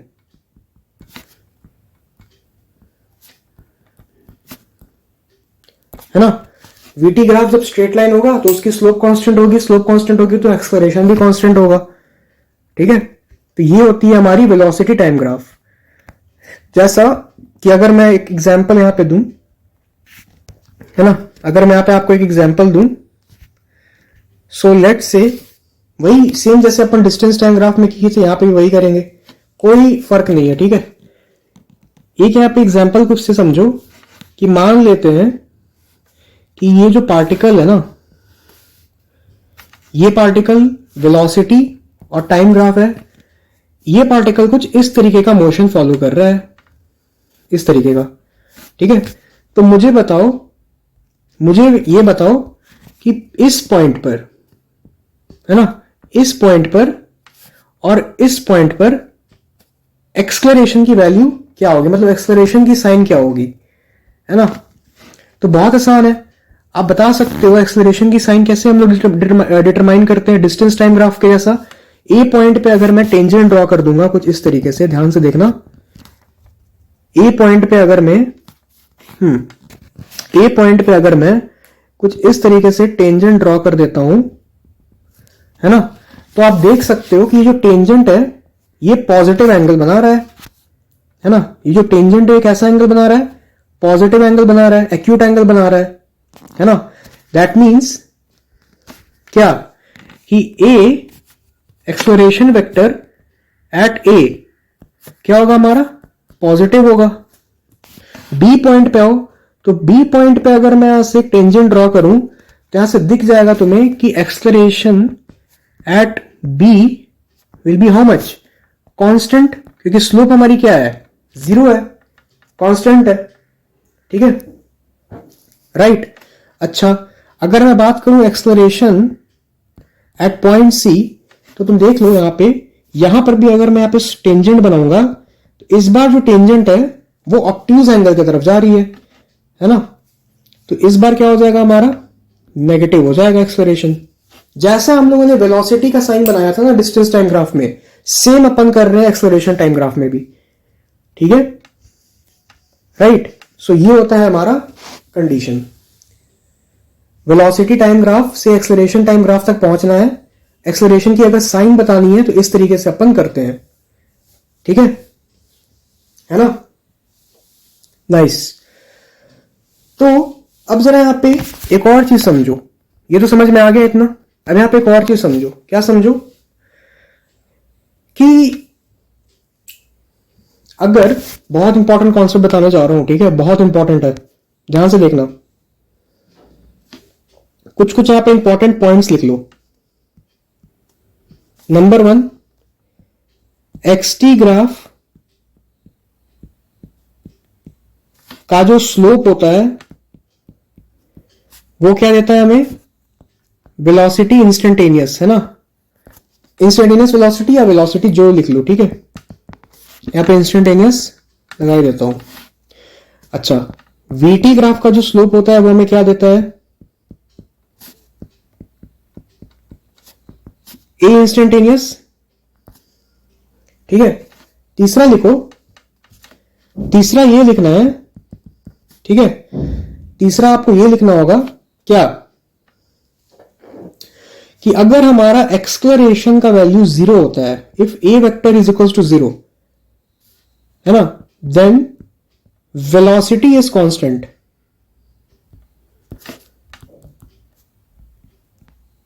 ठीक है, इफ ए वेक्टर की वैल्यू अगर हमारी 0 होती है तो क्या होता है, वेलोसिटी हमारी कांस्टेंट होती है, 0 नहीं होती है। मैं पिछले लेक्चर में यही गलती किया था, मतलब पिछले लेक्चर में, कि मैं वहां पे 0 लिख दिया था। 0 भी कांस्टेंट होता है, बट एक्चुअली में वेलोसिटी 0 नहीं होती है, वेलोसिटी कांस्टेंट होती है। 0 भी कांस्टेंट है, बट वहां पे 0 लिखना सही नहीं था, ठीक है। तो वेलोसिटी क्या होती है, कांस्टेंट होती है।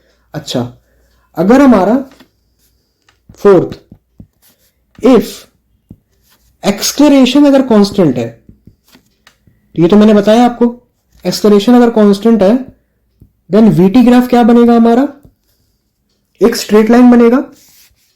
VT graph will B a straight line, हाँ, स्ट्रेट लाइन। और अब यहां पे बहुत ध्यान से सुनना, बहुत ध्यान से, and XT graph will be parabolic. ये जो सवाल है ना, मतलब ये जो पॉइंट है, ये पॉइंट इतना बार जेई में इसमें पूछा गया, इतना बार इससे सवाल आया है ना इस पॉइंट से, कि मत पूछो। मैं आपको सवाल दिखा दूंगा, 2017, 18, 19, 20, 4 साल तक इसमें असर्शन रीजन में आया है, ठीक है। असर्शन रीजन थ्योरेटिकल सवाल में ये क्वेश्चन आपसे पूछा गया है, एक फिगर आपको बना कर दे देता था और इसमें आपको 4 ऑप्शन दिए रहते थे, असर्शन रीजन का सवाल आ जाता था। तो ये जो पॉइंट है ना, चौथा पॉइंट, ये काफी इंपॉर्टेंट पॉइंट है, इसे आप याद करोगे, ठीक है, आप इसे हमेशा आप याद रखोगे, चौथा पॉइंट को, ठीक है, काफी इंपॉर्टेंट पॉइंट है ये, ठीक है। सो इसे मैं एक बॉक्स में बंद कर दे रहा हूं, क्योंकि this is like a really important तुमको पॉइंट है ना, बहुत इंपॉर्टेंट पॉइंट है, इसलिए मैं इसे एक बॉक्स में बंद कर दे रहा हूं, ठीक है। अभी तक हम लोगों ने सिर्फ इतना ही पढ़ा है, जो हम लोग कल से पढ़ते आ रहे हैं ना, अभी तक हम लोगों ने सिर्फ इतना ही पढ़ा है, ठीक है, 1, 2, 3 और ये चौथा पॉइंट, हमने बस इतना ही पढ़ा है, ठीक है। अब आते हैं हम लोग, थोड़ा सा इधर आ जाओ अब, ठीक है, थोड़ा सा इधर आ जाओ।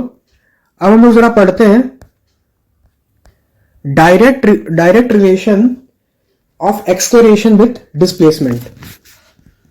ऐसे लिख सकते हो कि ऐसा लिख सकते हो, देखो हेडिंग डालो यहां पे, हाउ टू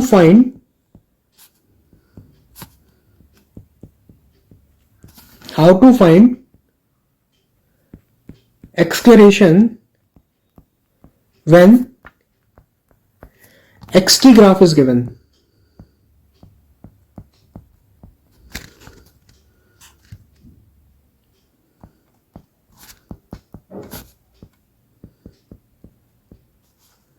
ठीक है, how to find acceleration when xt graph is given. तो देखो मैंने आपको अलग अलग पढ़ाया है ना, मैंने आपको वेलोसिटी टाइम ग्राफ से एक्सेलरेशन टाइम ग्राफ बताया है, मैंने आपको डिस्प्लेसमेंट टाइम ग्राफ से वेलोसिटी टाइम ग्राफ बताया है, लेकिन मैंने आपको डायरेक्टली नहीं बताया कि डिस्प्लेसमेंट से एक्सेलरेशन तक कैसे जाना है। अगर आपको याद हो, मैंने आपको ये चीज सेकेंड या थर्ड लेक्चर में बताया था, याद हो आपको, कि अगर हम लोग x को एक बार डिफरेंशिएट करते हैं तो हमें क्या मिलता है, वेलोसिटी मिलता है। वेलोसिटी को फिर अगर हम लोग एक बार और डिफरेंशिएट कर देते हैं तो हमें क्या मिलता है, एक्सेलरेशन मिलता है। लेकिन अगर हम लोग x को दो बार डिफरेंशिएट कर देते हैं डायरेक्टली तो हमें एक्सेलरेशन मिल जाता है। तो यही चीज भी पढ़ना है, ये हमने क्वेश्चन के थ्रू समझ लिया था। यही से तो हमें आया था एक formula, x is equals to, sorry, यही से तो एक फॉर्मूला आया था कि a is equals to d2x by dt square. यही तो आया था एक फॉर्मूला कि अगर हम लोग अगर पार्टिकल है जिसका हमारा जो डिस्प्लेसमेंट अगर वो टाइम के साथ वेरी कर रहा है, तो अगर उस डिस्प्लेसमेंट ऑफ द पार्टिकल को जो टाइम के साथ वेरी कर रहा है, अगर उसे आप दो बार डिफरेंशिएट करते हो टाइम के रिस्पेक्ट में, तो आपको एक्सेलरेशन की वैल्यू मिल जाती है डायरेक्टली। आपको वेलोसिटी निकालने की जरूरत भी नहीं है उस टाइम पर, है ना। यहीं से तो आया था। अरे भाई यहीं से तो आया था, याद नहीं है क्या? इससे मैं क्या लिख सकता हूं, ध्यान से देखो। ए का वैल्यू क्या होता है, डीवी बाई डी टी। इससे मैं ऐसे लिख सकता हूं डी बाई डी टी और वी की जगह D X by D T. Solve करूंगा तो ये तो आएगा ना D two X by D T square, double differentiation of X with respect to T, है ना। ये तो आता है, राइट। सो मैंने आपको क्वेश्चन के थ्रू बताया था कि कैसे आपको डायरेक्टली पहुंचना है एक्सेलरेशन तक, लेकिन मैंने आपको ग्राफ के थ्रू नहीं बताया कि कैसे आपको डिस्प्लेसमेंट से एक्सेलरेशन तक डायरेक्टली पहुंचना है। ठीक है, तो मान लो आपको ये चीज क्वेश्चन में हमेशा दिया रहता है, ठीक है। यहां पे आप एक इंपॉर्टेंट पॉइंट लिखो, if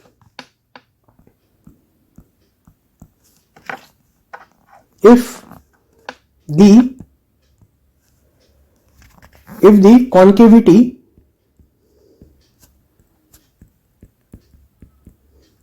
concavity of xt graph,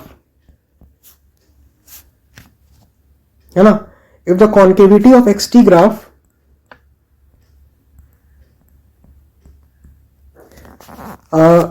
is upward,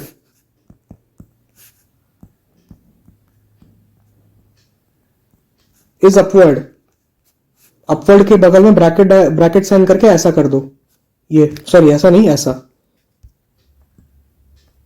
ऐसा, है ना, अपवर्ड, देन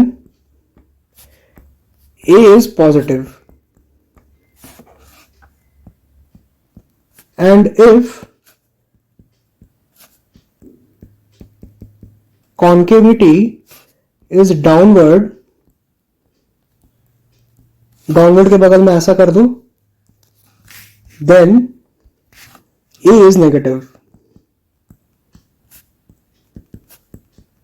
ये होता है, ठीक है। और क्वेश्चन में आपको ऐसा क्वेश्चन देगा ही नहीं जहां पे आपका, मतलब मैं बता रहा हूं ना कि मैं पर्सनल एक्सपीरियंस से कह रहा हूं, अभी तक जितना पेपर आया है आपको जेई मेन का या फिर जेई एडवांस का, जेई एडवांस में तो पहली बार इससे सवाल आते नहीं है, जेई मेन में ही आते हैं।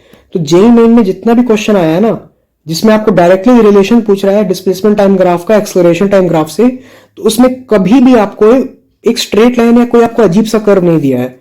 वहां पे आपको इसी तरीके का कर्व देता है ना, जिसकी कॉन्केविटी अपवर्ड रहेगी या फिर डाउनवर्ड रहेगी, ठीक है।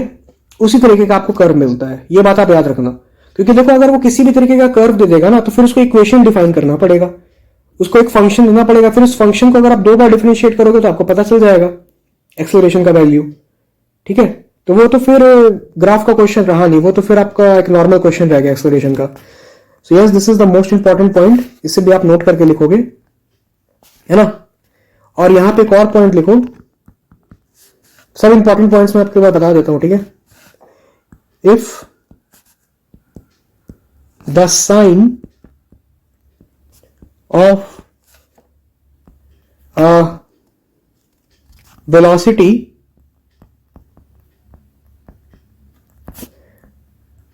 and acceleration is same,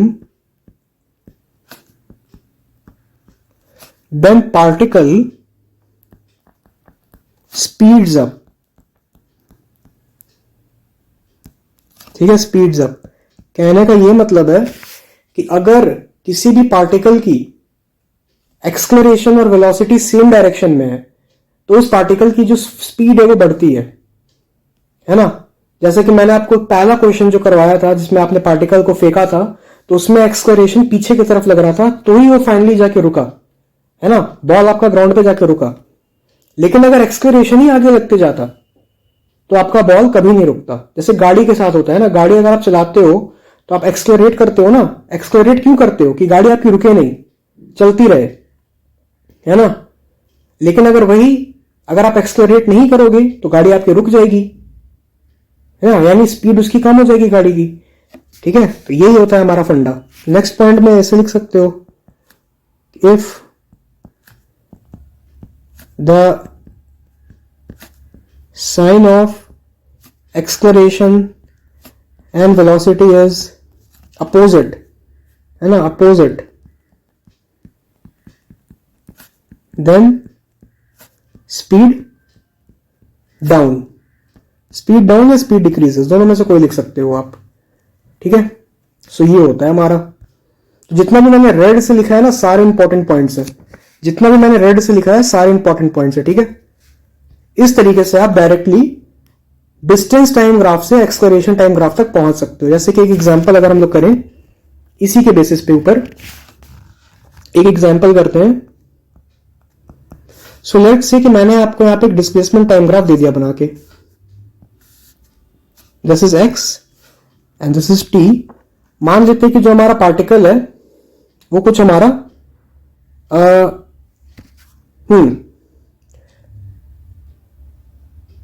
इस तरीके से हमारा जो पार्टिकल है वो आगे बढ़ रहा है। पहले जो पार्टिकल है वो हमारा कुछ इस तरीके से आगे बढ़ा, फिर वो जो पार्टिकल है वो इस पॉइंट पे आकर के ऐसा हो गया, इस तरीके से। ठीक है, इस तरीके से हमारा पार्टिकल जो है वो चल रहा है। तो मुझे बताओ कि पार्टिकल स्पीड अप करेगा कि स्पीड डाउन करेगा, ये बताओ मुझे कि स्पीड अप या स्पीड डाउन। ठीक है, अब यही आपको जे में पूछ देगा कि the speed of the particle decrease, आपको एक ग्राफ दे देगा, है ना, और असर्शन रीजन में पूछ देगा।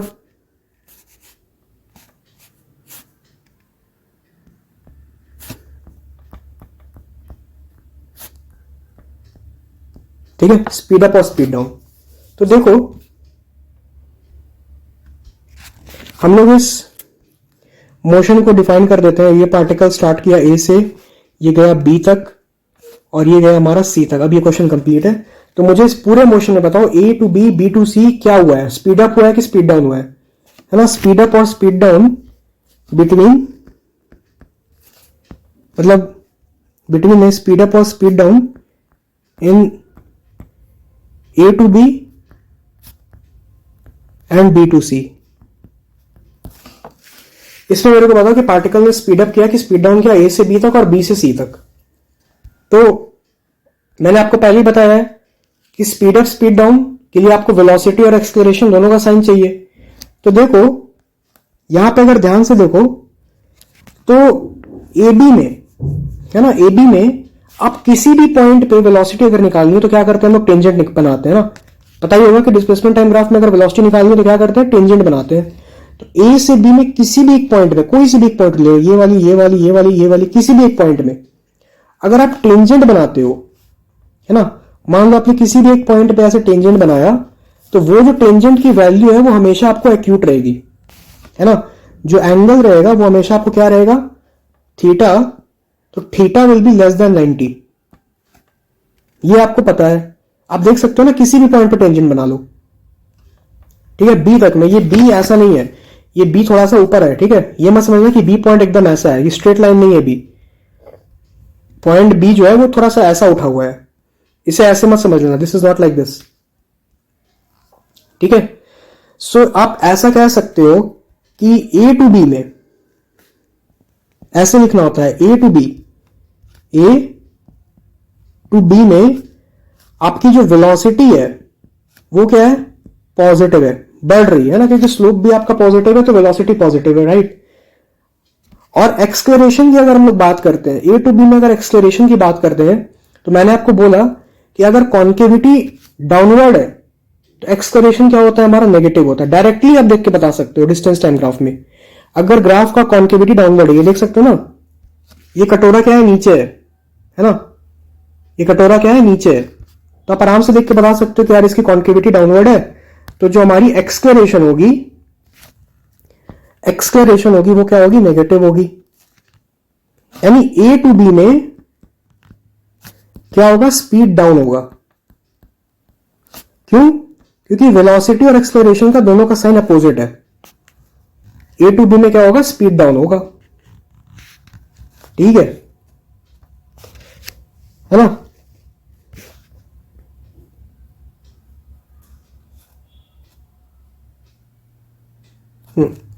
ए टू बी में क्या होगा, स्पीड डाउन होगा। अच्छा आ जाओ बी टू सी में अब, है ना।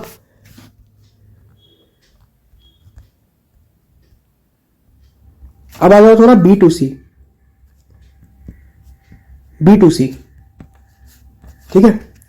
तो बी टू सी में अगर देखो, तो बी टू सी में अगर आप टेंजेंट किसी भी पॉइंट पे बनाते हो, किसी भी पॉइंट पे, है ना, किसी भी पॉइंट पे बनाते हो, आपकी टेंजेंट हमेशा इस तरीके से आएगी। देखो ध्यान से, बी टू सी में आप टेंजेंट अगर किसी भी पॉइंट पे बनाते हो तो वो टेंजेंट हमेशा इस तरीके से आएगी। आप देख लो चेक करके, ठीक है, हमेशा, ठीक है। एक्चुअली थोड़ा सा फिगर यहां पे गलत बन गया है, क्योंकि यहां पे अगर टेंजेंट बनाओगे तो ऐसे ही बन जाएगा, क्योंकि ठीक है कोई बात नहीं, इमेजिन कर लो। एक काम करते हैं ना, सी को ऐसे कर देते हैं, थोड़ा सा इसे ऐसे रब कर देते हैं, क्योंकि फिर क्वेश्चन ही गलत हो जाएगा ना। थोड़ा सा इसे, बस ये सही है। तो ये this point is B and this point is C, ठीक है। तो बी टू सी में आप किसी भी पॉइंट पे टेंजेंट बनाओगे, देखो ध्यान से, किसी भी पॉइंट पे अगर आप टेंजेंट बनाओगे तो वो हमेशा ऑब्ट्यूज होगा, है ना। बी टू सी में थीटा जो होगा वो क्या होगा, ऑब्ट्यूज होगा, यानी theta will be greater than 90 but theta will be less than 180, है ना, ऑब्ट्यूज होगा। तो मैंने आपको बताया कि बी टू सी में अगर ऐसा ऑब्ट्यूज है तो वेलोसिटी क्या होती है, नेगेटिव होती है ना, नेगेटिव होती है वेलोसिटी। अच्छा, वेलोसिटी नेगेटिव होती है, और देख सकते हो यहां पे कॉन्केविटी जो है ना, कॉन्केविटी देख सकते हो अपवर्ड है ना। बी टू सी में क्या है, बी टू सी में कॉन्केविटी क्या है, अपवर्ड है। अपवर्ड बोले तो क्या, एक्सलेरेशन हमारा पॉजिटिव है, यस पॉजिटिव है। यानी बी टू सी में हमारी जो वेलोसिटी है वो नेगेटिव है, और एक्सलेरेशन जो है वो क्या है, पॉजिटिव है। यानी यहां पे भी क्या होगा, स्पीड डाउन होगा। क्यों? क्योंकि एक्सलेरेशन और वेलोसिटी यहां पे भी दोनों अपोजिट साइन के हैं, ठीक है। सो इस पॉइंट पे भी हमारा क्या होगा, एक्सलेरेशन, स्पीड, एक्सलेरेशन पॉजिटिव होगा और स्पीड डाउन होगी, ठीक है। सो इस तरीके से आप ग्राफ को जज कर सकते हो। तो देखो हमने यहां पे अपना डिस्टेंस टाइम ग्राफ कर लिया, वेलोसिटी टाइम ग्राफ कर लिया, ठीक है। फिर मैंने आपको ये भी बता दिया कि डिस्टेंस टाइम ग्राफ से डायरेक्टली एक्सेलरेशन टाइम ग्राफ तक कैसे पहुंचते हैं, ग्राफ की मदद से, है ना। तो इतना हम लोगों ने कर लिया। अब देखो एक लास्ट टॉपिक बचा है जो कि टीचर सब नहीं पढ़ाते हैं, और वो मतलब आउट ऑफ सिलेबस है, मतलब वो नहीं आता एग्जाम में, ठीक है, बट स्टिल किसी किसी मॉड्यूल में दिया रहता है, ठीक है, किसी किसी मॉड्यूल में दिया रहता है। उसके क्वेश्चन आज तक आप नहीं लिखोगे जेई में, मेरी गारंटी है उस टॉपिक के क्वेश्चन जेई में नहीं आते हैं, ठीक है। लास्ट लिख लो, last topic is acceleration time graph, ठीक है, इसके क्वेश्चंस आपको नहीं देखने को मिलेंगे जेईई में, मेरी गारंटी है।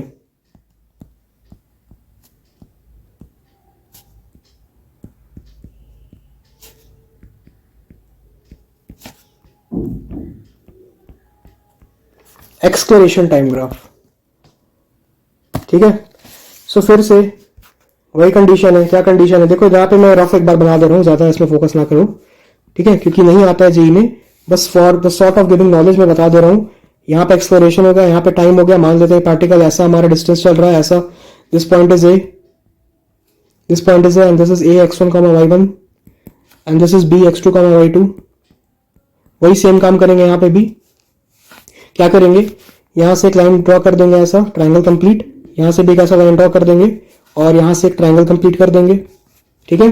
दिस इज 90 डिग्री, है ना, दिस इज थीटा, ये पॉइंट को सी मान लेंगे, this will be what, this will B x2, y1, and this distance will be what, y2 minus y1, and this distance will be x2 minus x1,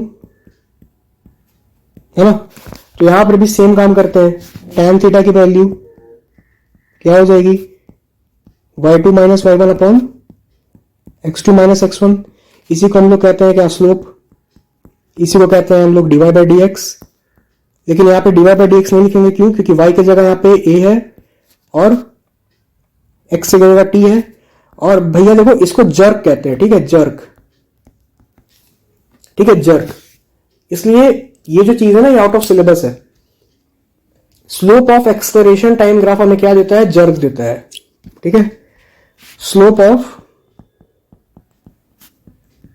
eighty graph gives jerk, बस, ठीक है। Jerk is defined as, jerk जो होता है उसको हम लोग लिखते हैं D cube X by D T cube. अब आप जरा अपना दिमाग लगाना कि ये मैंने कैसे लिखा है, ठीक है। Triple differentiation of X with respect to time, ठीक है। ये आप डिफाइन, आप खुद देख लेना कैसे मैंने इसको लिखा है, ठीक है। थोड़ा सा दिमाग लगाना और आपको पता चल जाएगा, ठीक है, राइट। सो खुद दिमाग लगाओ कि ये कैसे लिखा है मैंने, और अगर नहीं दिमाग लगा पा रहे हो तो देख लो मैंने कैसे लिखा है ना। देखो एक्स को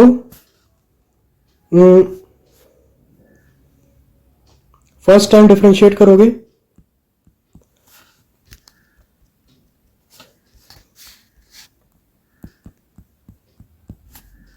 तो क्या मिलेगा, v मिलेगा। v को एक और बार डिफरेंशिएट करोगे क्या मिलेगा, a मिलेगा। a को एक और टाइम डिफरेंशिएट करोगे क्या मिलेगा, जर्क मिलेगा, है ना। अच्छा, x को दो बार डिफरेंशिएट करते हो तो लिखते हो d2x बाई dt स्क्वायर, तो यही आपका एक्सप्रेशन होता है। और x को 3 बार अगर डिफरेंशिएट कर दोगे, 3 बार तो D cube X by D T cube मिलेगा, इसी को अपन जर्क कहते हैं, राइट। जर्क उसको हम लोग ऐसे भी लिख सकते हैं, जर्क को ऐसे भी लिख सकते हो, jerk is equal to D two V by D T square. 2 बार वेलोसिटी को अगर डिफरेंशिएट करोगे तो जर्क आपको पता चल जाएगा, है ना। 2 बार अगर वेलोसिटी को डिफरेंशिएट करोगे तो आपको जर्क पता चल जाता है। यही था हमारा एक्सप्लोरेशन टाइम ग्राफ, ठीक है ना। अच्छा, एक और चीज यहां पे जरा ध्यान से देखो, एक और चीज है कि एक्सप्लोरेशन, मान लो अगर I am just asking you a very simple question कि अगर एक्सप्लोरेशन है, मान लो कि कोई अगर बॉडी चल रहा है किसी एक्सप्लोरेशन के साथ, तो क्या उसकी वेलोसिटी चेंज होगी, बताओ। अगर किसी बॉडी के पास एक्सप्लोरेशन है तो क्या उसकी वेलोसिटी चेंज होगी, होगी। क्यों होगी भाई, अरे यार एक्सप्लोरेशन का डेफिनेशन क्या है, rate of change of velocity, है ना। सो यहां पे बस एक समझो कि मान लो कि ए की वैल्यू अगर मैं 10 मीटर पर सेकंड स्क्वायर लेता हूं, 10 मीटर पर सेकंड स्क्वायर, है ना, तो यहां पे एक बात आप याद रखोगे कि वेलोसिटी कैसे बढ़ेगी, v इज इक्वल टू 0 था, फिर v इज इक्वल टू 10 हो जाएगा, फिर v इज इक्वल टू 20 हो जाएगा, फिर v इज इक्वल टू 30 हो जाएगा, इस तरीके से बढ़ेगी हमारी, है ना। 10 मीटर पर सेकंड है ना, तो वेलोसिटी 10 के हिसाब से बढ़ेगी। अगर मान लो यहाँ पे एक्सलेरेशन की वैल्यू मैं 5 ले लेता, तो v इज इक्वल टू 0 होता, फिर v इज इक्वल टू 5 होता, v इज इक्वल टू 10 और v इज इक्वल टू 15, 5 के हिसाब से बढ़ती, है ना। तो यहां से हमें एक बहुत ही इंपॉर्टेंट कंक्लूजन ये पता चला कि अगर एक्सलेरेशन है तो वेलोसिटी चेंज होगी ही होगी, हाँ। तो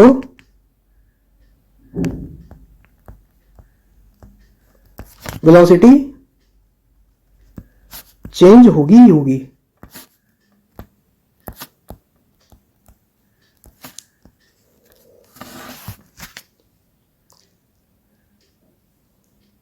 ठीक है,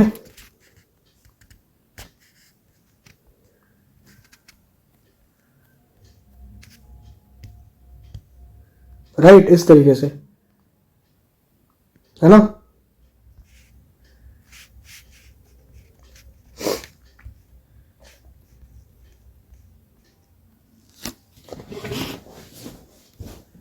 ठीक है, सो ये हो गया, अगर एक्सेलरेशन है तो वेलोसिटी चेंज होगी ही होगी, राइट, ये हो गया। तो चलो आज के लिए इतना ही, ठीक है, और अपन आगे का पढ़ेंगे अपने नेक्स्ट लेक्चर में, ठीक है। तो कल अपन शुरू करेंगे, और अभी ग्राफ खत्म नहीं हुआ, अभी ग्राफ में और बहुत बहुत बचा है अभी ग्राफ में, ठीक है। तो यस, कल जो बचा खुचा ग्राफ है वो कंप्लीट कर लेंगे, और परसों अपन करेंगे इक्वेशंस ऑफ मोशन, ठीक है। So yes, thank you everyone for watching, और मिलते हैं आपसे अब कल।